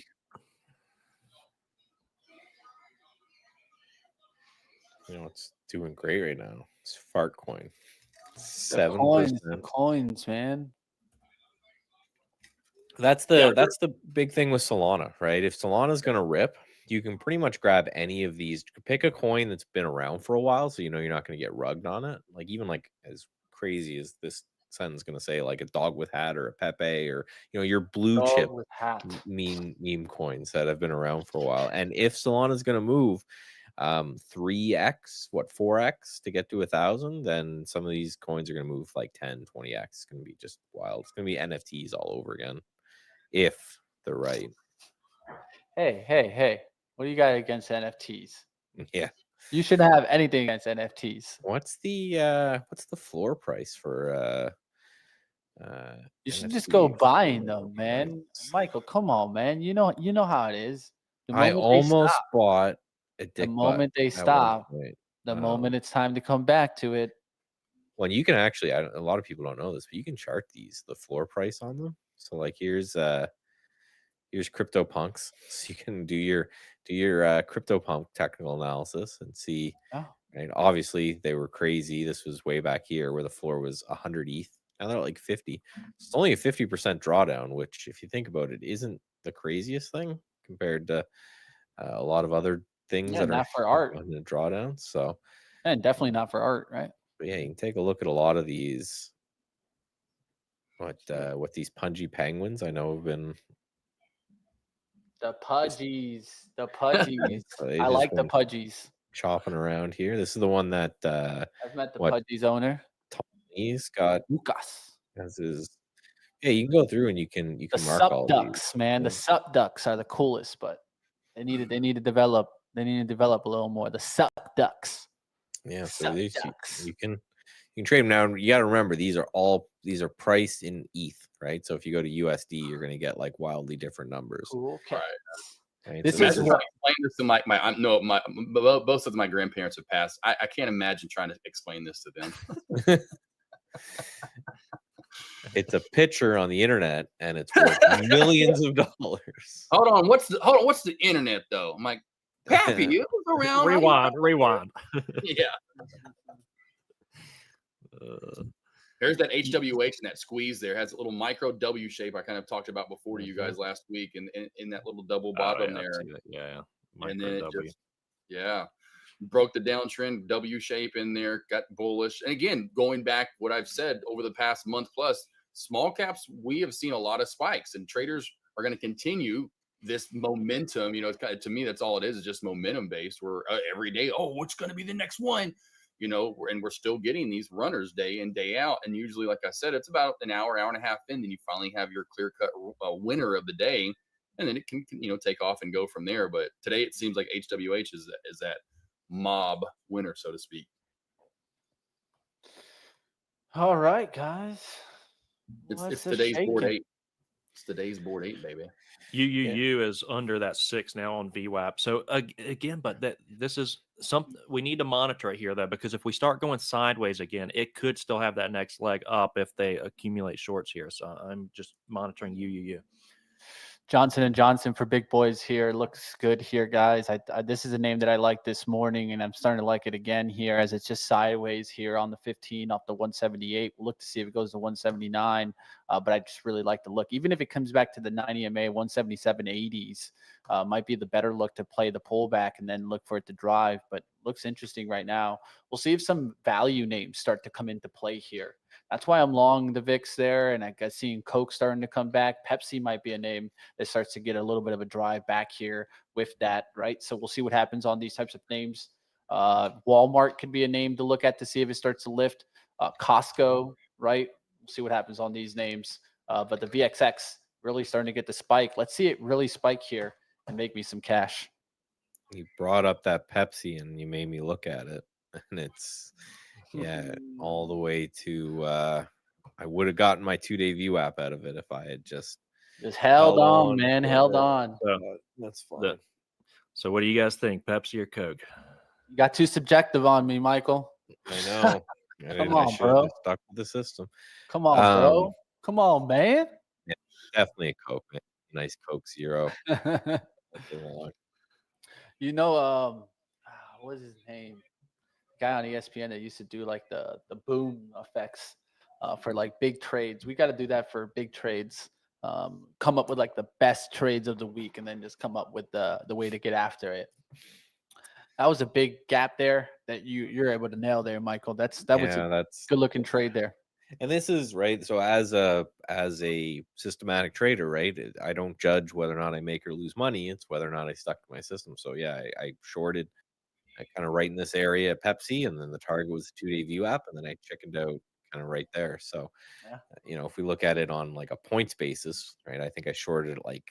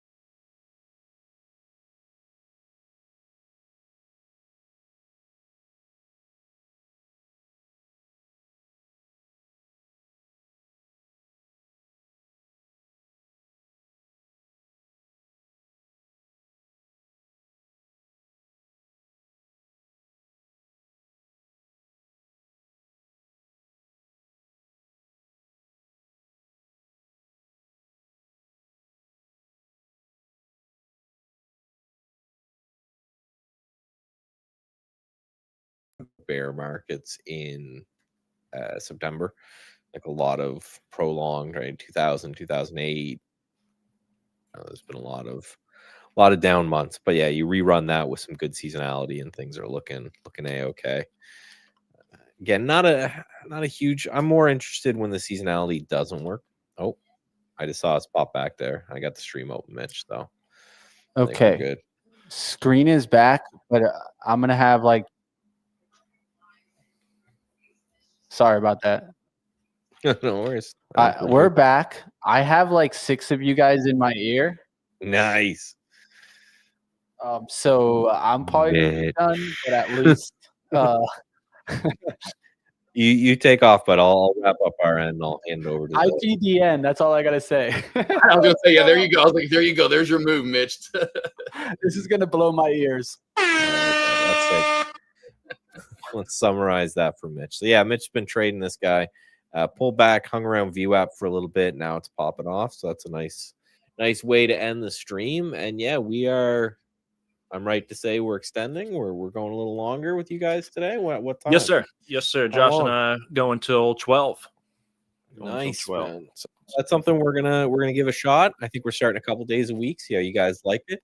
So I think it's going to be really cool because the market's not moving too much. So I think you're going to get some good wisdom out of these guys as they wax wise for a bit about the markets. Those gray hairs will come through. Yeah, gray hairs. Well, we're about to lose a lot of gray hairs. I take off, but yeah, it's going to be a lot of fun. So you guys, you guys have fun. And if there's a problem shutting down the stream or anything, just holler back. Though. Thank you, Michael. Right, appreciate you. Later, I'm gonna pop over to. I'll give Kevin, then I will. See you guys later, man. All right, traders. SHFS, interesting one. Again, my strat's finding like the play that's doesn't have the hype. HWH, I was headed there when it looked, when I was looking heavy and weak, and then all the mob shift jumped over there. I stopped out of that. I'll show you the stop there. Stopped out fine. Off that descending triangle, and that one's holding up still right now, but we see the upper wicks. So right now I'm just looking for a slow little sell-off here. SHFS, I'm going to give it a shot and see if this I'm seeing a little bit of a little bear flag here, which can be tricky for the longs, right? The longs they'll see an uptrend here and think, okay, let's buy this as we're gaining momentum. This is in a little uptrend trend line. But what do the bears see? The bears see a little bit of a bear flag. So the bear flag started at 430, and now the volume's slowing down. That's a key indicator I'm looking for. Volume to slow down, and then I'm looking for a crack on this and a fade. That's what I'm looking for the mob to stay over on HWH. But Mr. Josh, what are you looking at over there? Still with Nuke. I'm kind of waiting for kind of like what Money Mitch was in that one last little pop up on NUKK to get that squeeze. Like he just got on IPDN. That's the only thing I'm actually currently still in is Nuke. But other than that, I'm waiting for another good setup, honestly, to kind of form and go my way. I like HWH and what it's doing now, and seeing this old resistance area and high of day becoming a great support shelf over here now at 470. So you can watch for this for more continuation down. But just like what happened earlier with Kevin, you got to be careful shorting this play, in my opinion. Now the bulls are really, in my opinion, kind of setting the precedent on this. And hey, I would be careful shorting this. So there's a lot more buying action than there is selling. So what I would like to see that right now, yeah. And so you can see this in this little U shape. So I'd watch for this to break out, go to the next leg up. I still feel that this is going to have a nasty upper shadow to end the day, or at least a good size one, as you can see across the board in the last 52 weeks. We've done that here on the daily. If you are looking to short the top, I know a lot of traders love doing that. You need to go to the 52-week high and that big, massive red candle you see right there at 720. So if you are looking to short, just wait for that. Put orders around that area and wait for that to come your way. Otherwise, this seems like it's a magnet to move up to these upper shadows in the mid to high fives, which is right here around 575. And then, of course, then we have 6 right there. I really feel this is going to be a long play, in my opinion. And if it does break out over the 520 corridor, this is going to be your support area. Old resistance, what equals new support? So this old resistance and this nice consolidation that we're building up at 520 would be your bounce play if we do squeeze the new highs. Yeah, and remember, traders, the stocks can be irrational longer than we can be solvent. So, and we've seen that a lot of this summer in small cap land. I mean, we saw it with the soggy P going from a few dollars up to 20, and it's been holding very well off of the dividend news. So for HWH, although it's up multiple hundreds of percent, this thing, the sky's the limit for it. Of course, never trade with certainty. Always have risk in mind, predefine that prior to ever entering the trade. Tech, yeah, like MSTR. I'll show you the chart real quick. If you have tickers, throw them down, and we'll certainly go over them. MSTR, I drew that little flag out here, and we did have nice setup where we broke through the highs. We had a nice uptrend to this, higher lows getting formed towards that third tap. Mitch and Michael go over that a lot, where you just knock on the door multiple times. Eventually, you'll break through. Now, the over-under we were talking about earlier, we need to break and have confirmation of that break. So now that resistance there needs to turn into support on this pullback. We'll see if that holds up. If not, we're going to look for that bottom trend line to at least hold up as well. But if it breaks and then comes back down to that trend, it's a little bearish, because now the bull's already seeing, okay, we've broken over that tech. So, there's not really a fifth, sixth, seventh knock at that point, right? Because we've already broken through and failed it. So that's a bearish sign to be looking at. Soggy P. I'm just saying, just want to say that this is on high watch. I really feel that Soggy P could have another good squeeze here. So keep your eye on SOGP. What we've been seeing, like the volume slowing down, but holding these gains. That's important, right? That is very important that you want to look for on the long side. You make this squeeze euphoria into just a slow kind of sideways action. Shorts, I can tell you as a shorter, I mean, what we're looking at is like, that is not a sign of validation that we're looking for. We're going to get out of that if we start going sideways, because sideways is a sign of health. That means, okay, we're actually holding these gains. It's not profit taking. We're not panicking. We're not capitulating. We're going sideways, holding up. So as a short seller, I'm saying this is not a good sign. I'm getting out, which maybe we're seeing right here. Shorts covering some of their position, right. And then longs like Josh, seeing that as well, and then them jumping in. So you have more buying behind it. All over it, brother. All over it. And yeah, if you want to put, I always do that in my lobby too, as well. Like, yeah, I'm sure let's do that for my people. Other traders, listen, if you have questions about what we're trading, if you have questions about any ticker, you want our opinion on it, what we see in the chart setup, put it in the chat, put it in the, I'm always looking at that and trying to help you guys out when I see something in there. So if there's something you were looking at, small cap, large cap, let us know. We'll break it down here. This usually is what I call a pre-lunch, is I've just labeled it that way, that we're getting, Eastern time zones at 11 a.m. I'm at 10. So we're almost to lunchtime. And so this is kind of like your last bit of movement to be had if we're going to have anything nice. And then really, to me also, who's going to take, as I keep calling it always, the mob in small caps? Who's the one that's going to take off? Is it going to be SOGP? Is it going to be Nuke? Is it going to be IPDN? We really don't have that true winner. And like you were talking about, Kevin, and to me, it's HWH if we have one in small caps, really, truly, as we're, moving up 270% on the day. But that this is where you're getting your last bit of move. And so I tell a lot of traders, over the next hour, if you're looking for a trade, this is your time to get it in. And then you need to take a little break at lunch. And even a great thing to do at lunch, move away from the computer, give your eyes a rest. You don't always have to be sitting here staring at the screen thinking you're going to miss something. Because guess what? You are going to miss something in the stock market. It's the stock market. Guess what? You also are going to see red. You need to get used to seeing that too. And so these are these emotions that you've got to understand. Listen, I need to pull away. I know I can have this pull away moment. I'm going to miss some trades or setups possibly, but we also know during lunch hours, there's not that many anyway. So give yourself a break. And the other good thing to do, which Michael was just talking about, you guys have got to start journaling and tracking your trades if you're not. Spend, and it depends on how long you need to do it, but you don't need to do 3 hours worth, but 10 minutes, 30 minutes, 40 minutes. Dive into your trades, go over your setups, your stop losses, your targets, your entry areas, etc., and determine why they were what they were and what could have been better in that setup. And then the next time you do it, and the more you're doing these trades and essentially attacking the same setup, you're going to get better and better and better. Like I talked about, Michael Jordan, Kobe, they weren't out there doing like we were as kids and playing horse and doing these stupid, like, all right, let's see if, no, it was the same spot over and over and over and over, and the same jump shot, but the same jump, thousands in the same spot in the same way. Not going out there and doing the stupid McDonald's commercials with Larry, whatever, back in the day when they're doing the stupid off the backboard through the this and over that. No, that's not how you play basketball. That's not how you get good at something. You repetition the same thing over and over and over. And that's what you have to do when you're journaling and tracking. Yeah, repetition is key. Absolutely. The edge is pretty much presented through repetition, not from home run trades. You need repetition. Guys, let me pull up SHFS. It looks like she's working out right now. Money Mitch, are you back? I do see popping in and out of the. Yeah. I was trying to remove those boxes on my end. It wasn't having success. I'll show you guys SHFS right now. So the bear flag that I was looking at is confirming. We are cracking this line a little bit, and so I'm short there, looking for a move on down. I want to see it hold that line. CGC, Mr. Rodney. Let's pull up CGC.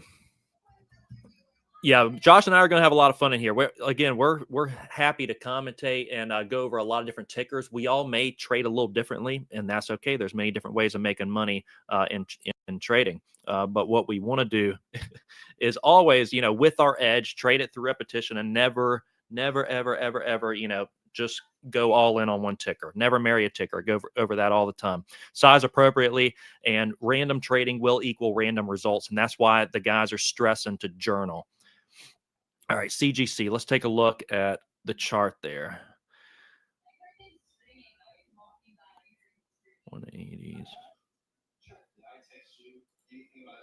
Yeah, CGC, has hit the 180s, 180 resistance. We're not up too much off of support. So I don't see a ton of room for this one to drop, CGC. We hit some 160s and down to 150. So which side are you talking about, Rodney? We can dive a little deeper on that. Fred, SOGP spiking, perfect bounce, 1875. SOGP, dude. So I just pulled the popcorn out at this point on SOGP. I can't get myself to buy this thing up here. I mean, what do you think, Josh? I'm right there with you. The last one was over that 2040 area, 2015, whatever you want to call it. But then you get this little micro W shape at the top, and that play is. You get to that when you have to, kind of like that pull away moment. You have to have that in multiple facets of stock trading, whether it's, hey, I need to take a break, or it's this plays up too much, whether it's percentage wise or dollar wise, and you just watch it. You get the popcorn out, you just have a good time. Maybe, and again, test yourself. Go, let me see if this would be a fail area, or let's see if this would be a bounce area, or you do that. You kind of sit back and test your knowledge on a ticker, because this becomes that. It gets a little. Like we can see right now, the candles are going to start getting bigger on SOGP. The volume's getting bigger. The spread's getting bigger. It becomes a harder trade to be had. So that's where you just sit back and kind of watch it.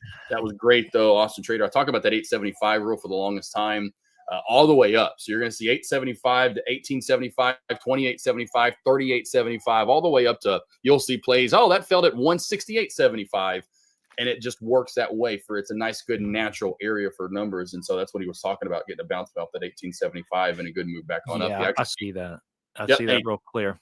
Yeah. And he actually took the trade. So that was good. Good job there, Austin Trader. He's in my Discord and my live stream. So good bounce play right there. And that's kind of like what we're talking about, what TAC was talking about with that muscle memory. And that's essentially what you're doing in stock trading. You're looking at the same charts day in, day out. So that way you can start remembering how these tickers move. And then when you start doing that, adding in your tracking and journaling and tracking, you start remembering. Again, with all my goofy analogies, when you see but if I pulled up pictures right now, like that, like people do whatever that study's called, but if I show you a butterfly, you go butterfly. If I show you a hamburger, you go hamburger. If I show you French fries, you go, yep, those are French fries. Your brain knows immediately what you're looking at. It needs to be that way in stock trading. So when I see plays like SOGP, it's a little bit bigger of a rangy play as far as the spread. It's moved a lot for the day.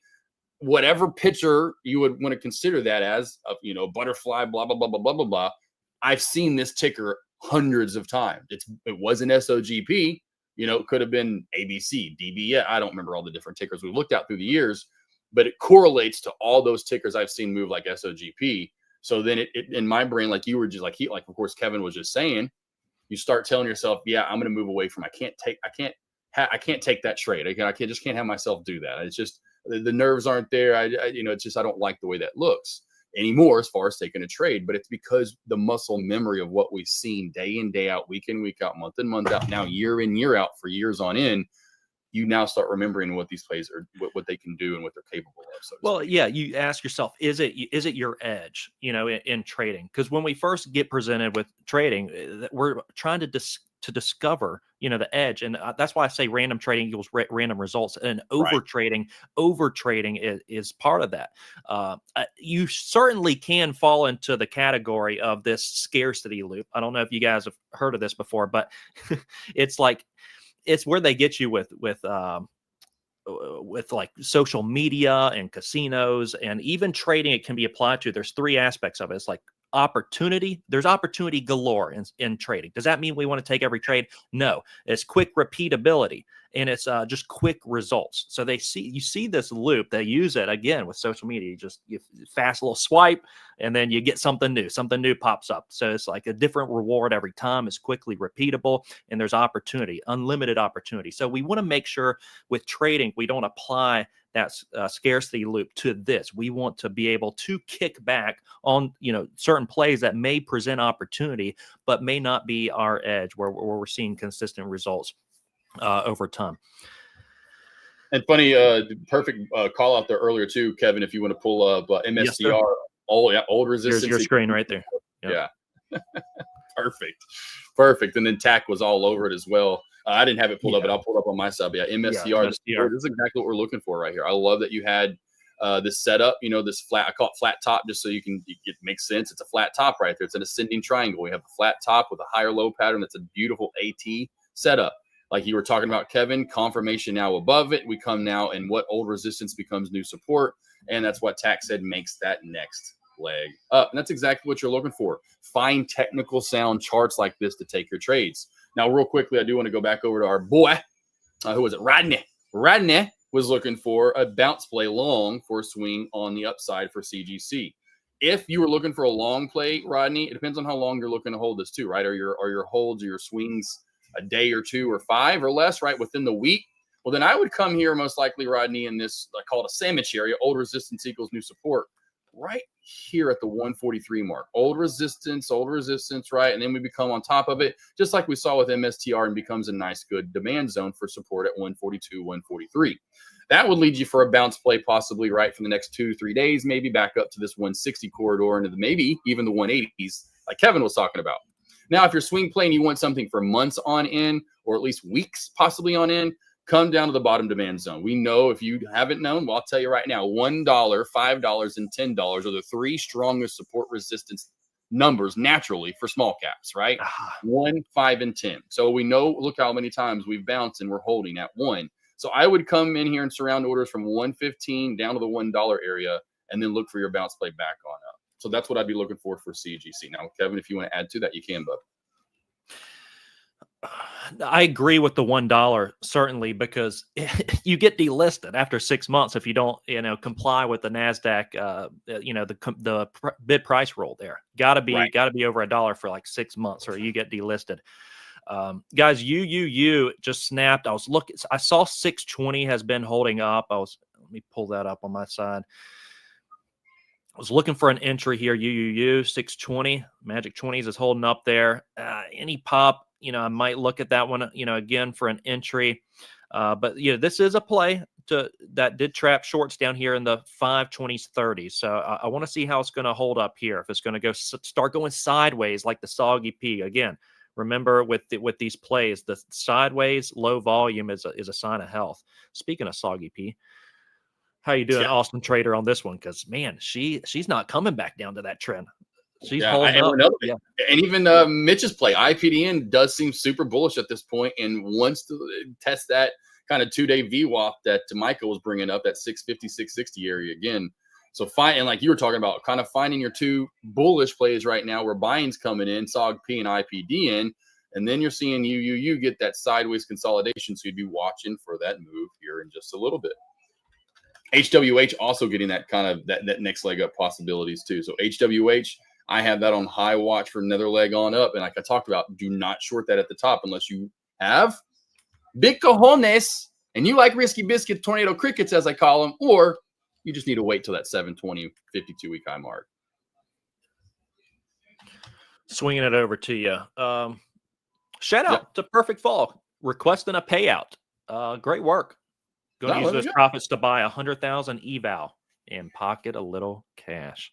Nice. Love it. Hey, good. Hey, like I said, can't tell you how many traders since about January or February, since I've joined Trade the Pool myself, that I know have gotten over from, you know, the people that I've talked with and gotten them on myself. And I was like, man, I wish I would have set up an affiliate. Because I'm like, I just didn't think about it. I just, Trade the Pool. Yeah, trade the. I talked about it as if I already was, you know, streaming live with the guys or something all these months long. And I'm like, Michael Katz was in our little for one of our first talks that we had. He's like, did you say you know, asked if I set up an affiliate? And I'm like, no, you know, I really never even thought about that. But yeah, I should have. Well, you're here today. I mean, we're running strong here, you know. Yep. Love it. Adding value, because we see the value here at Trade the Pool. I certainly see it. I've seen a lot of traders, you know, get funded, and a lot that haven't yet, but they're certainly on the way to getting funded. And, you know, why blow up, you know, 10 $2,000 accounts when you can blow up 10 $100, you know, evals and learn. Right. You know, I mean, that's a whole nother stream, but I could talk to an extensive degree on that. Yep. 100%, man. Yeah. That's, again, why these, I know we're created too for that same reason for traders out there. I mean, most people when they start this anyway don't have a big account, so it's like, why go, you know, blow my hard-earned 3, 4, 5, 2,000, 10,000, whatever it might be, and then next thing you know, you blow through a lot of that or burn it all, and that's money you worked your butt off for, you know, versus, you know, and a lot of people don't want to take the slower paced route at first, like you're talking about with your phone. And just how we live in that world now, everything, I want that instant gratification, and that's really comes true here for, you know, for trading, especially small caps, because of the moves that you can make. You know, it's like, you start doing the math. Oh, if I go in 1,000 shares, 30-cent move, there's $300. I just want you to know, you start doing that. You know, and then you're not even trading the chart or the setup at all. You start telling yourself, I just want to get 10, 20 cents here. Let me just get, because I just, you know. And then it all kind of becomes about the money, in my opinion, versus I just want to be right. I want to trade the chart. You know, it's like I want to play the video game, and that's my reward. Money's always like a byproduct of trading well. Don't focus on the money. You know, you're going to learn that the hard way getting involved with this. Do not focus money. Focus trading well. Money's always secondary to that. Yep. And here's your HWH squeeze, like I talked about, kind of that higher low pattern, and then just boom, boom, shakalaka. HWH really squeezing out right now. Speaking about blowing up, HWH blowing up right now, up to the 670s, and 720 is an area I'm seeing, the magic 20 52-week high there. We'll see how far she wants to go, but certainly this is the ticker that I'm glad, you know, stopped out very well on.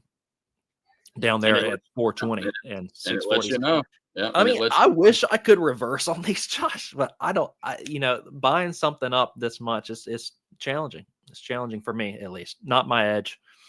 No, exactly. Yeah, and that's where those traders you had, like you talked about, which is more of like an old school term, edge, finding it. It's just finding your advantage, really, in the end, as I would call it, in the stock market, right? And yeah, what are you confident in? What are you most comfortable in doing and seeing, you know, and then trading that day in, day out. Like, hey, there are some people. You know, like women, I love roller coasters. Love roller coasters. Great. But I'm not riding that roller coaster from the top of the stratosphere out in Las Vegas. First off, you ain't gonna find me.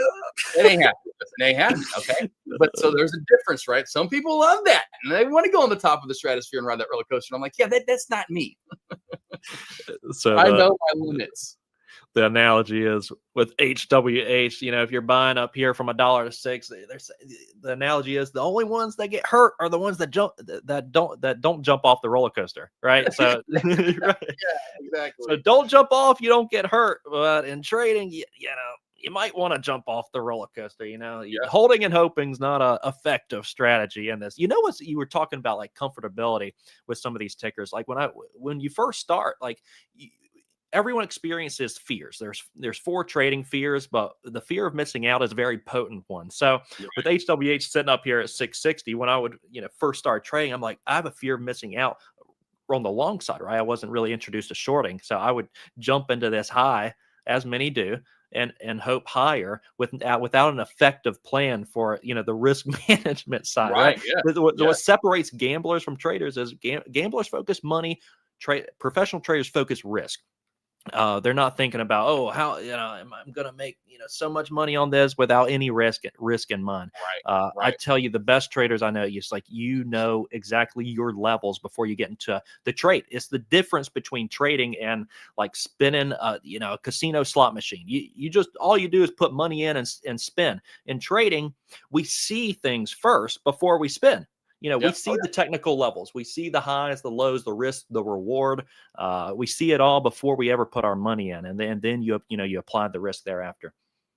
And a bounce play too, if you do want to go for a long here, I like it back down at this. I know you're talking about that magic 20s, but anywhere from this 545, 550 mark into the 520s, look for a dip buy here. And I am as well on HWH. The other thing to look for is that 720 resistance for the short up top. If you want to just sit back and put orders in that you can trust and don't have to have a heart attack at all, this 460 area is going to be it. My little sandwich area, as I call it, old resistance, high of day right here. Then we get the bounce off of it. You have the VWAP way down here, way down yonder in the Chattahoochee, as I call it, and it's just low, low, low, low. And when you see that, typically you get these squeeze patterns. You'll get this. I say you'll get it, but point being, don't short. If you do want to short, find it on the chart like we've talked about, that 720 area. Otherwise, be careful shorting this. I've noticed when we get overextended off from this VWAP, and this VWAP, like I said, hangs down low in the Chattahoochee, you just be careful with shorting this play. That's just letting me know she's bullish. If you look at a lot of these other small cap plays, the VWAP likes the 10 and usually does run up with it. Even becomes, again, like a lot of plays like here on a median ground, truly a true median. The triple right? U. The triple U. That was funny earlier. They didn't know which one we were talking about, or Michael did, I I guess. know. Yeah. Michael was like, we're so intense. UU's breaking out the new levels. Yeah. And he's just like, wait, Yeah. what? And that was another good one. Talking about speaking of wrestlers from earlier, LAWR, LAWR. So that's another good multi-top short that you're just putting in there. God, you could just sit here over and over and over and just trade this channel at 360, 320. I'm thinking about the short there. This is the fourth knock, though. So, I mean, I like it because the mob's on HWH. Yeah. But no, you're right. And like I always just had a goofy term calling it hammerheading. But that's it. It's just boom, and then it's boom, and it's boom, and it's boom. And the more you keep doing that, eventually you're going to break through that wall and squeeze up to that next level. So that's what Kevin's talking about, where he wants the short, he sees the short, but it's a little worrisome at this point because are we finally going to get that breakout? Because usually when you do, it'll stop you out in a hurry and you fly. You'll see fours before you can blink an eye. Yeah, it feels like it wants to get up through there and at least take stops out, and then I want to see if we're going to have that over under, if we're going to hold with confirmation or crack back down. So that's what I'm looking at. LAWR. I'm going to wait for that break up through 360, and then probably look for a short thereafter. HWH starting to go sideways, 650s, certainly something there, guys. 720s on the 52-week high. So I'm monitoring that as well. I think it's important. Like I say, random trading equals random results. And for sizing, though, I think you could have dynamic sizing based on if you're trading different edges. Let me know what you think about this, Josh, or chat.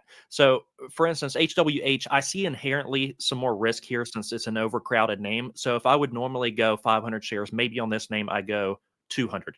I reduce the risk on this setup. Like consistent sizing across the board.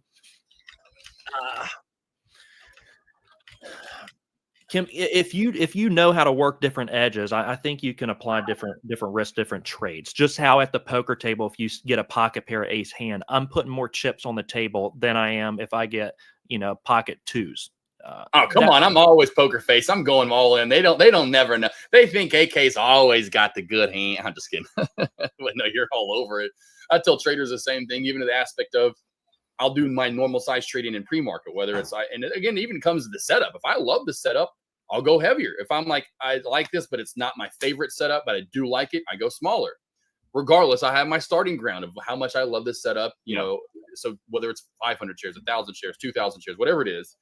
But same thing, like what you're just talking about, if I'm green in the morning and now I'm say right now, hour, 2 hours after the opening bell, I'm going smaller. I don't want to give back my gains. Even if I see the most beautiful setup in the world, I'm going smaller at this point, 100%, because I'm green and I am not giving back. Kind of back to what we talked about, where we worry about risk more so than profit. Listen, I've got money in my back pocket. I've got house money now. So now how do I manage that so I don't lose any of it? Anything I can add some on top of it, right? And that's just what you just do. Essentially, you just rinse and repeat that day in, day out. All right, guys, I'm thinking about the HWH. She's approaching that 720 level. Very strong is the HWH. She's scary, but you face your fears in trading, right? Yes. Oh yeah. No, yeah. And that's the thing. Like we talked about, if you're going to short that up top because of how strong and bullish it is up We almost have our 400%. level. Yeah. We have our 720 level. Yeah. You just trust the line. You trust the line. You put your line in. You put your order. And again, no, we were just talking about go even smaller, right? Okay, it's maybe a little riskier, but we know we see what we trust the chart. We trust the area, and you just take the trade. One thing I was looking at while I put my chart over there a minute ago, and you kind of saw that, y'all. I'm sure the chat saw that. SPY back down to low of day area. Very key, in my opinion, as we head in through the lunch hours before Trump talks. Do we get this, crash through to new lows that we haven't been in a while, back under 636? Because we haven't been under 636 in a couple of, at least a week or so. So are we going to continue on down, or are we going to stay there and pop back on up and channel for the rest of the day? And so that's what I'm looking at. The SPY up over here on watch as well. The SPY. I'm watching the SPY. And also, I'll show you this since it's back on my chart there, Kev Dog. Appreciate that. And I love this deviation channel on the hourly here. And go back to the hour chart.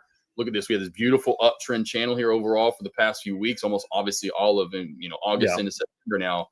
Woo! And we're right down at the bottom portion of that. So if we crack this, it's why I also say we could see some pullback, and I could see this down to around, honestly, the low 630s by tomorrow opening bell. And I'm talking 632.50, maybe even lower. So I'm keeping my eye on that over here on the SPY. Small caps, what I typically do. I've been doing this for so freaking long now. I have a lot of traders like, how do you look at so many charts at once? Well, I've been doing this for a while, so it's easy for me to break them down. Usually, typically what I do is I keep my small caps over here and my large caps over here. But today we're looking at so many small caps. I pretty much am looking at small caps across the board. But I am looking at that the only large cap play I am looking at so far today would be that SPY. And that movement right there at that deviation channel. Here's your 720s on HWH. I thought I heard you say small craps. Ah. That they are. No. Small crap. HWH, yeah. I got a 720 order out. Just going to dabble with it up there against probably 750. Not going to apply too much risk on this one. Yeah, and PLTR, nice move for the day tech. That's been one of my babies here over the past, I would say, few weeks. Been moving pretty nicely after its earnings report at the start of the month. Great movement, honestly. A lot of the days there for PLTR. You can do that's good option choice as well if you want to do options with it. It doesn't cost a lot to trade. It's not like a lot of those large cap movers. A lot of people don't want to trade them because again the price. You can't get a lot of shares on them. But PLTR, you can get a decent amount of shares. Kind of like earlier, I think the trade today, which was also another good mover today, which in that same price range, which Michael traded, which was Pepsi. If you can get some good shares on that and still make some pretty good profit. And like he was saying, if you could afford 1,000 or 2,000 shares, if you had that size of account, you're not even that play. It doesn't even move the play. All right, guys, I got the fill. HWH just went 100 here. I'm gonna set the stop. I try to set that right away. And then let her rip, Tater Chip. Just kick back here and see if that 720 level is going to hold. I mean, it's just literally being patience pays. I spell patience with a P-A-Y. Mm-hmm. Whether it works on this one or not, we'll see. But we set our risk and let her work, HWH. Yep. So we'll see if that like 7 it. holds. Like it. What's your target area for that? I'm going to scale out. If we head back down towards 650, I'll probably just take a piece and then the rest I'll throw that sticky note on and let her ride. Let her ride. Set a trail, even perhaps. Set a trail on it. I love utilizing the trails on here. I was with C-Pro before this, and they didn't have a trailing option, but I love working trails, because you really can just set it and forget it. Yeah. Oh, yeah. Yep. Nice to have that option for sure. It's one of the things on some brokers, I've had that asked throughout the years on certain things. Some brokers just don't have certain indicators or studies or like that, or even how to set a trailing. Because actually, I love Thinkorswim, but you have to be physically in the trade, which a lot of that's how it is for the trailing stop. But it's a little harder to set in on Thinkorswim, and it's pretty easy, very easy actually on Trade the Pool. Well, this will be great if we get this to work out here. I mean, we see the stop earlier. And then if we have good risk management, that's why we have good risk management in place and revisit. So I don't know how you operate ticker by ticker, Josh, but because I've been burned in the past, you set rules based on getting burned, right? So on tickers in the past, I would overtrade them so much that I set a rule that I will take no more than 2 losses on a ticker, and then I blacklist and move on. Like, I'm not looking at it anymore. And I noticed that, like, I saw somebody blew up on X, and I was messaging them exactly this. They're like, "What am I doing wrong here?" And they showed their chart, and they had, I mean, you couldn't even see the chart. It looked like air traffic control. I mean, with all the with just all their entries and exits. You couldn't even see the chart. I'm like, dude, you're over trading this ticker. Like, the trade might not be bad that you're taking, but don't take it 200 times. Yeah. If this ticker's not cooperating with you, move on to something else. Like, it's not worth it to marry any ticker. That's where I came up with that, marrying tickers, because I did it as well in the past. So I certainly can coach as far as that goes. Yeah, no, that's definitely what a lot of traders do too, which is, and they get, and I think everyone, or a lot of that, at first you do that at least once or twice, or maybe we do it for too long, but that's up. Is Elevator down. Sorry. SHFS that I'm in. Cracked that bear flag in a couple hundred here, guys. I'm probably gonna take 100 off and then just let the rest ride out.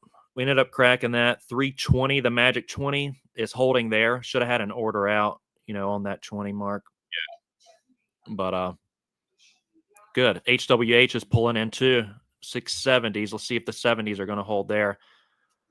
I'm looking to take half off there in the 50s. I'm watching this in a 3-minute time frame. If this cracks below, confirms below, taking half off in the 50s, guys, and setting the trail. So this was the plan. 550, take half off, and then set the trail on the rest. I'm still in my nuke trade, waiting for this to pop up to that VWAP, and then maybe get that last squeeze. We got that long consolidation with low volume, like you've been talking about all morning. And I would love to see that then work in our favor too, because what we've been talking about all morning was that consolidation with low volume. And I'm just sitting here waiting on it, kind of like Mitch with his trade with IPDN.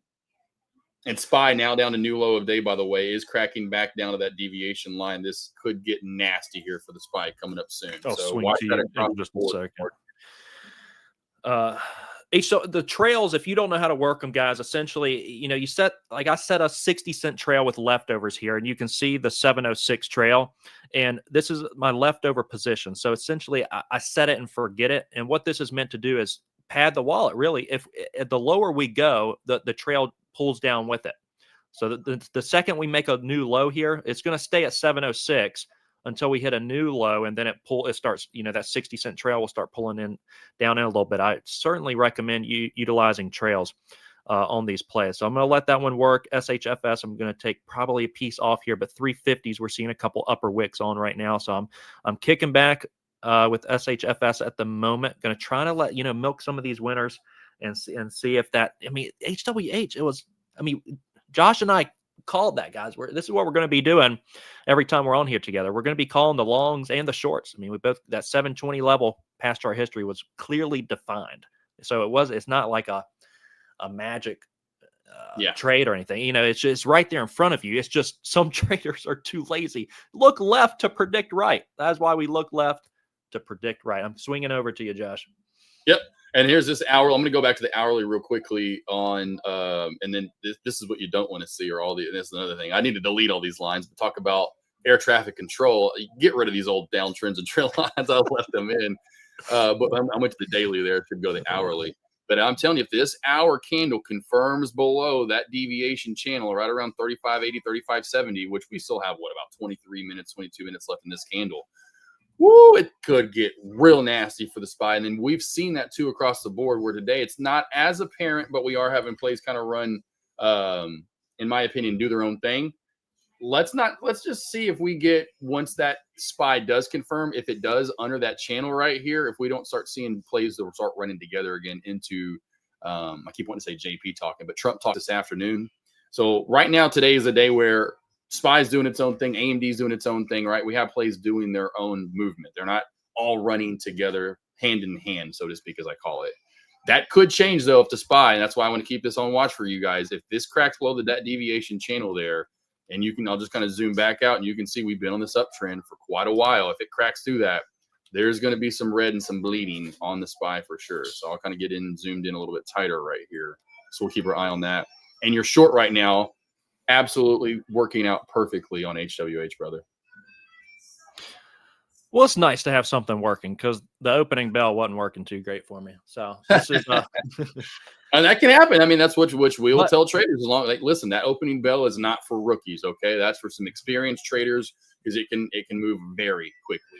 But one thing I've tried to work on a lot is like rigid with the rules, flexible with the profit expectations. Right. So the stops I'm very rigid with. I mean, you saw it on the HWH chart. It didn't work, I stopped out. But on the profit side, I allow for flexibility there. You know, I'll take the predictable piece off, but then you leave a piece to be irrational, right? In this market of irrationality, why are you? You hear it with every trader. It's like in hindsight, right? Everyone in hindsight, I should have left a piece. I should have left a piece. I should have left. Well, let's start leaving a piece, guys. Rather than us saying that, let's just start leaving a piece on to work for us. So that's what I'm doing with HWH. Even if it's a measly leftover position, like 50 shares here, it's still up $43 on 50 shares. And we could drop a whole nother point, another $50. It's a pad the wallet kind of thing. Padding that wallet with house money, baby. House money, exactly. So I got both of those working for me. SHFS, I got to order out at the lows for taking some profit off there. So just working these two trades at the moment. And what I could see happening for you, you're now below a key area, and which was at 645 support on HWH. This play has real high chance to get one of those nice, good red death candles back down to the mid fives. I could see that coming up like out of nowhere. So keep that on watch if you are in this trade. For HWH, and like Kevin was saying, just put that trailing stop in and just let it roll. We do have LAWR, LAWR. Yeah, there's that knocking we're talking about, and finally went through that wall. That's why I was hesitant. And we were right on top of these plays. I mean, we were right on top of LAWR. They said, okay, this is like the 5th time we're approaching 360. So I think it's going to pop over it. It's what we were thinking, and there she went. 360s and holding up fairly well. So the mob shifted here from HWH. So LAWR, I'll still watch it, but I think that, you know, since the mob shifted here, HWH, I'm just going to keep working that short position on that trail until she doesn't work anymore.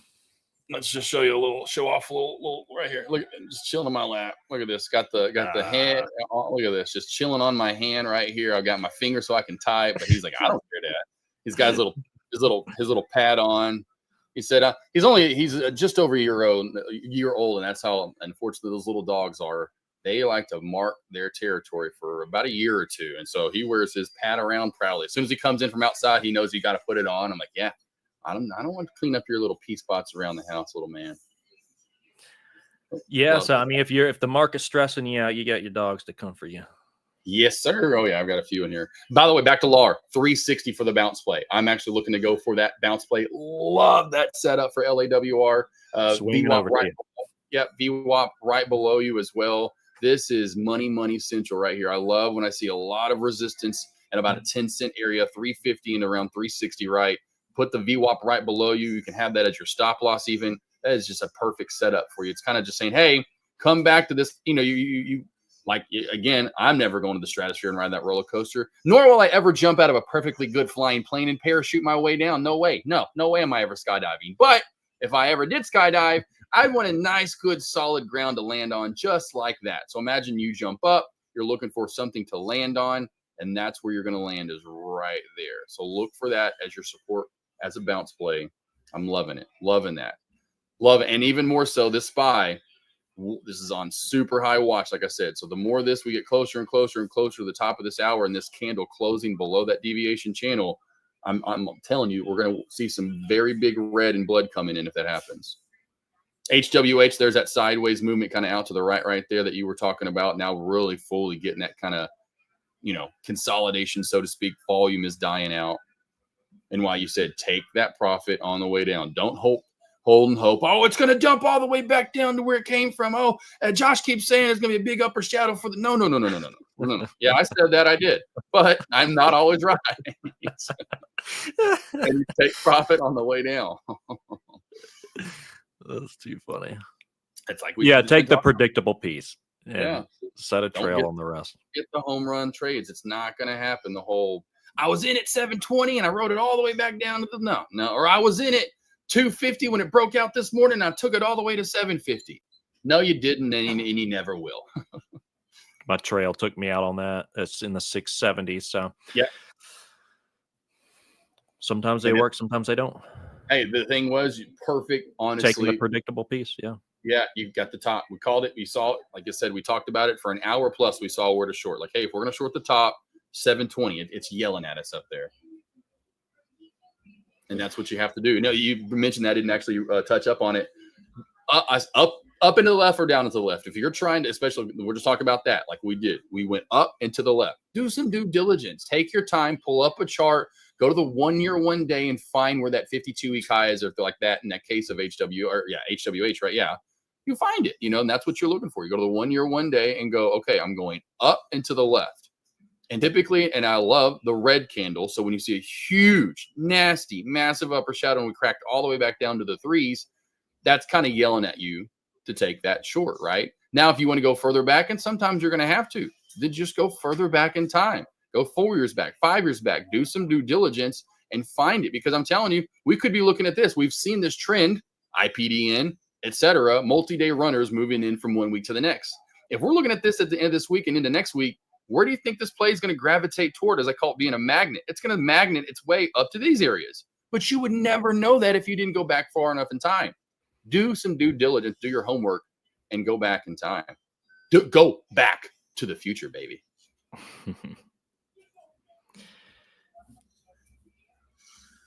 Our son, for you too, I'll just say for myself, when are you typically done trading for the day? Like when do you usually call it for the morning? I think the guys have nailed it in here. I mean, it's like a few hours in, especially like for us too, commentating. I mean, you get like a little trader burnout. You can notice that you're not performing to your best. So yeah, after a few hours, I'll start slowing down and maybe liquidating some positions and leaving trails. Yeah, I just kind of throw that out there for most traders. And Paula, I do think there's a good chance HWH gets a retest that high a day before it cracks back on down. But yeah, you got to find again, like it goes back to the edge, but you got to find where you're comfortable in trading, what time of the day are you successful. Then it even goes back to that journaling and tracking and understanding. Like I did it first, and I was terrible at the opening bell when I first started. And I even labeled my journaling system to first 30 minutes after 30 minutes, and just had that as one of the things that I broke down and just said, okay, well, what's your trading first 30 minutes after then after the fact. And then about a month or two of doing that, I realized I sucked in the first 30 minutes. It was after the first 30 minutes that I was actually, better at trading, waiting for plays to come to you, or even like what we just saw. If you just waited for 2 hours, you could have nailed the top on HWH, and then boom, there's a 50 cent, 70 cent, 80 cent move. That could be a trade. I mean, that's a big trade for a new trader early on, 50, 60, 70 cents. That's a good move. But every trader, like we talked about, the FOMO, I got to trade, I got to be doing something. Like, no, you don't. Just sit back and wait for the setup, and you get your 1 or 2 trades in, and then you call it a day. Yeah, the freedom to pretty much, have the capability of trading as much as you want. It comes with a level of responsibility. You got patience.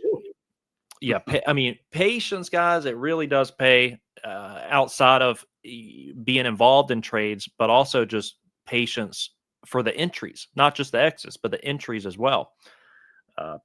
Uncommon patience and uncommon discipline are what separates, the best traders. Yep. From 100%. Yeah. 100%, my man. Like I said, we've talked about that for years back. And when we first started, we heard trade, but patience and, spelling it there with that Y. And I'd always say it pays off to have patience, right? And if you do, even in life, we've heard that for years as a kid, right? Oh, it's one of the bad virtue of you just had patience, all that. And it truly is that way in life. Well, then it's that way in the stock market as well. Patience, my friend. Hey, did you do any, since we're closing down here last 10 minutes or so, do you have any good grub, any good fun this weekend for Labor Day? What did I do this weekend? We hanging out with the kids, taking them out, hanging out. Right. So it was just a lot of family time with the kids, and they were a little sick, unfortunately. So we were going through that too. But yeah, How many I mean, I got 2, 5, and a 3-year-old. Nice. Is Just it one of the started things? Does it kindergarten. happen where like the 3-year-old gets sick, then the 5-year-old gets sick, then you get sick, then mom gets sick? Yeah, over the course of like 3 or 4 weeks. It's awful. Yeah, that's what I've heard. Like we don't have kids, but I'm now working with so many people, and of course now that we're Yeah. older, and everyone's got kids now, right? That's I've heard that so much. I'm like, man, that does not sound like fun. That sounds like a terrible month. Yeah, certainly is. I mean, so I'm getting a flu shot this afternoon, so I'm gonna try to avoid getting that. But what about you? Yeah, you just grilled out, guy. Like I talked about Thursday with you guys. I love football season, so it was. I mean, that grill was grilling. I think it was grilling when I wasn't grilling this week. You got the Traeger? This actually. So I had a smoker grill. God, I forgot the company that made the grill smoker. Pit Boss? Huh? Pit Boss? No, gosh, Oklahoma Joe's, maybe. I forgot what. Yeah, something Joe. Yeah, something like that. It's just a simple one, but that finally, I've had it for so long, never had a cover on it. The elements, it needed to retire. So I had to retire that one. We're building a house. I'm going to have one of those big, bad, amazing outdoor kitchens where you have the Traeger, you got a grill. You also, right. Go.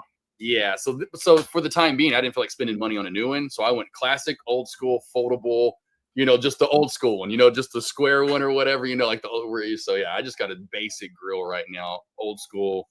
Just normal grill, like the Kingsford or whoever makes it. I can't remember who makes it. Oh, guys, HWH, a lot of selling coming into that. Yep. It tried to retest the high 690s. Yep. I'm tempted to re-stab at that one. That's why Paula talked about that, and I said, Paula, I was like, I could see that 100% happy. That's just reeking of that retest back on up right there. It got rejected fairly hard right there in the 690s. And I was going to say LAR, because we've already seen LAWR do that 4 or 5 times at 360, 370. Look for that same thing in a retest of 430 again. If you're looking for a short up top, LAWR, I'm looking for that. Kind of like you're looking for HWA. Yeah, I agree. And I'm aggravated I didn't take UUU because this one really died out, and then 620s held up. 620s held up really well, UU, and really died out. Volume there. Shifts, I'm still with this one. I didn't take any off down there at the lows, unfortunately, but still with her. She's kind of bear flagging up after that elevator down, looking for a next leg down, but I'm still riding that one out. And then looking for an entry. I think there is an entry, like Josh said, on LAWR, which is popping up right now. We'll see if 420 is going to hold it. Just tested 420 and got rejected there. And then HWH, that reject off of 7, has me interested, in a position just against that 7. Yeah, and to me right now, we're really looking at our 2 plays. Like I said, usually right here at pre-lunch, we finally find who's going to take the mob kind of movement and who's going to be around for what you're looking at trade, say for this afternoon. We're looking at, I think, the top 2 right now, LAWR and HWH seem to be the 2 that are, and again, you get 2 plays that are up over 100% on the day, which, LAR is now up over 100%. HWH is well over 100%, really starting to take that mob. Yeah, HWH, it put in a lower shadow there looking weak and then popped right back up. So, I mean, it feels a little trappy. It's certainly still overcrowded. So just monitoring that one. LAWR is certainly the one with it's less crowded. So I think it creates more predictability, at least in my opinion. Right. I'll be watching that as well. 441's the 52-week high I'm seeing on it. And that's why I've seen that. And I said that earlier, actually. I just pulled it up myself, which is funny, but I forgot about that. And this morning when I was going with my own stream, that's where I wanted to short that. Is this 420 area, or should say that 440 area and that 52-week high, which we pretty much clipped at 438. I mean, give or take 3 cents, that's pretty much the 52-week high there. That's going to be really strong. And again, like we just saw on HWH, is the key for the short. I know I see you, big boy. Now, these are my kids, so obviously, so to speak. I know back to the kid thing. Obviously, I know we've talked about it, but anyone asking, no, do not have kids. Actually, just last night for fun, me and Avery are really getting close. As far as like, oh, come on, because I would love to have a kid. I want a girl. So yeah, I'll see if I can pull up the AI picture real quickly of what AI had our baby looking like. So maybe a little something like this. Get an AI. There we go. Oh, let's go. Yeah. Very cute. It kind of looks like me, right? The next big trader. Hey, Isla. Her name's Isla. AK 2.0. All right. Okay, right. Hey, I'm taking it. I'll yeah. But I've always wanted a girl, and I wanted to name her Isla. What's funny, I love the show MacGyver.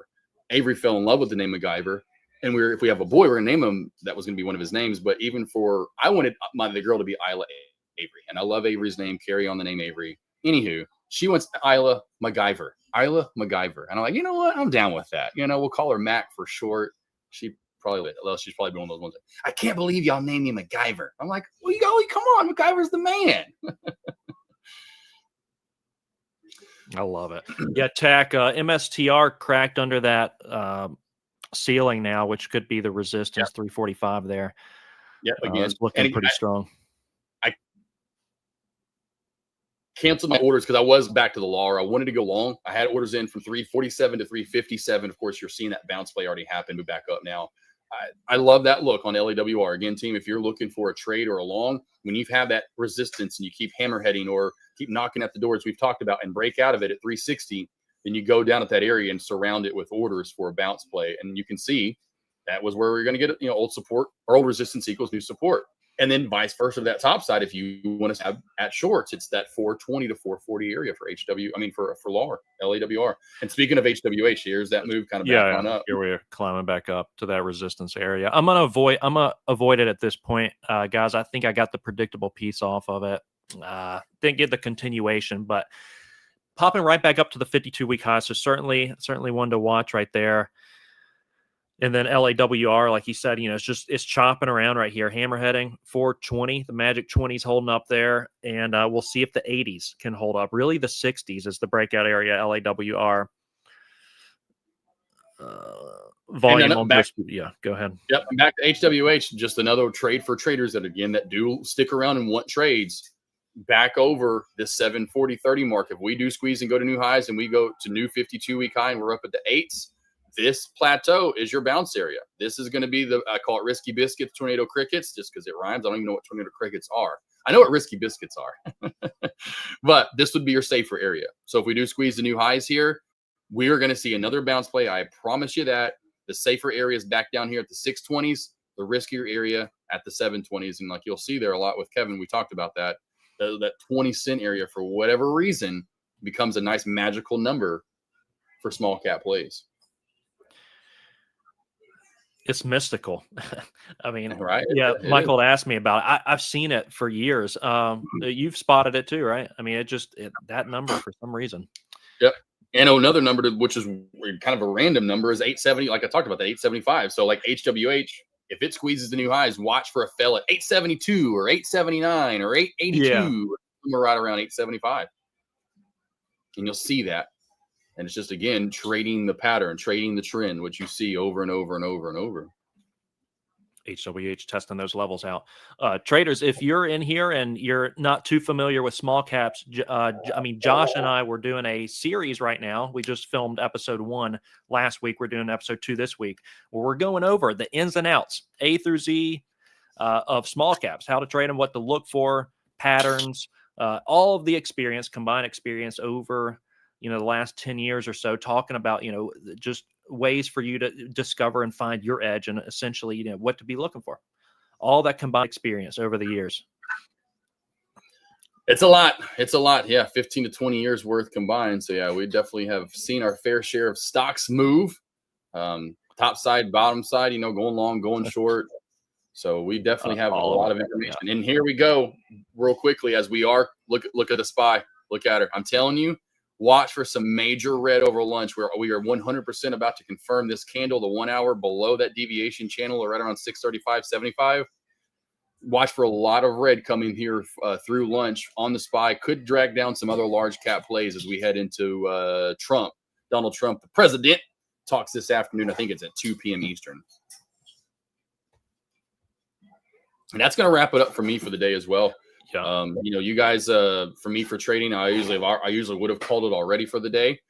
So anytime you ever have any questions, you can find me on Kevin on social media. You find us here every Tuesday and Thursday when we are live as well. We're trying to give you as much information as we can about what we're looking at, so you can soak that in.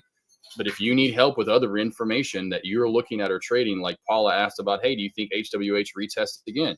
Yeah, we do. We think it does. And then here you go. And there's you another area to take that trade again at 720. So ask us questions about tickers that maybe we aren't looking at as well. So we're always here to help you guys 100%. Absolutely. Throw anything down, email, message us, social media. We're always happy to help. We're wrapping up the show, guys. Any comments that you guys want to throw out there for us before we start wrapping it up? If you're sticking around, of course, I got this shifts on a little bear flag crack. I'm working that. But as far as where volume is at, currently, we got, the HWH, monitor that. It just double topped against the highs. LAWR still sitting up there 420s. And a couple slower kind of fadey plays you can watch too that were gappers, leading gappers this morning. That is like UUU, SOGP, by the way. We can't forget about Soggy P. She's going to be on the radar for probably all week. Really. Yeah, especially today after day, kind of setting the tone for the week, which I've noticed that may die off tomorrow, but it back on Thursday or Friday, or maybe tomorrow it's another big day and then it dies off on Thursday and it's back on Friday. But yeah, like you said there, Kevin, it is going to be on watch most likely the rest of the week at this point. And another one, honestly, IPDN. IPDN was another one that could stay on watch this week as we head into the next couple of days.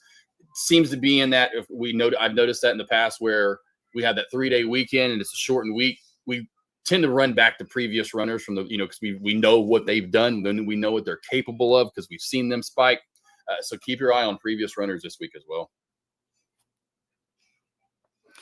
All right, traders, uncommon discipline, uncommon patience. The stock market owes us nothing. Never trade with certainty. Always apply risk to your trades. Last word, Josh, before we wrap it up. What you got?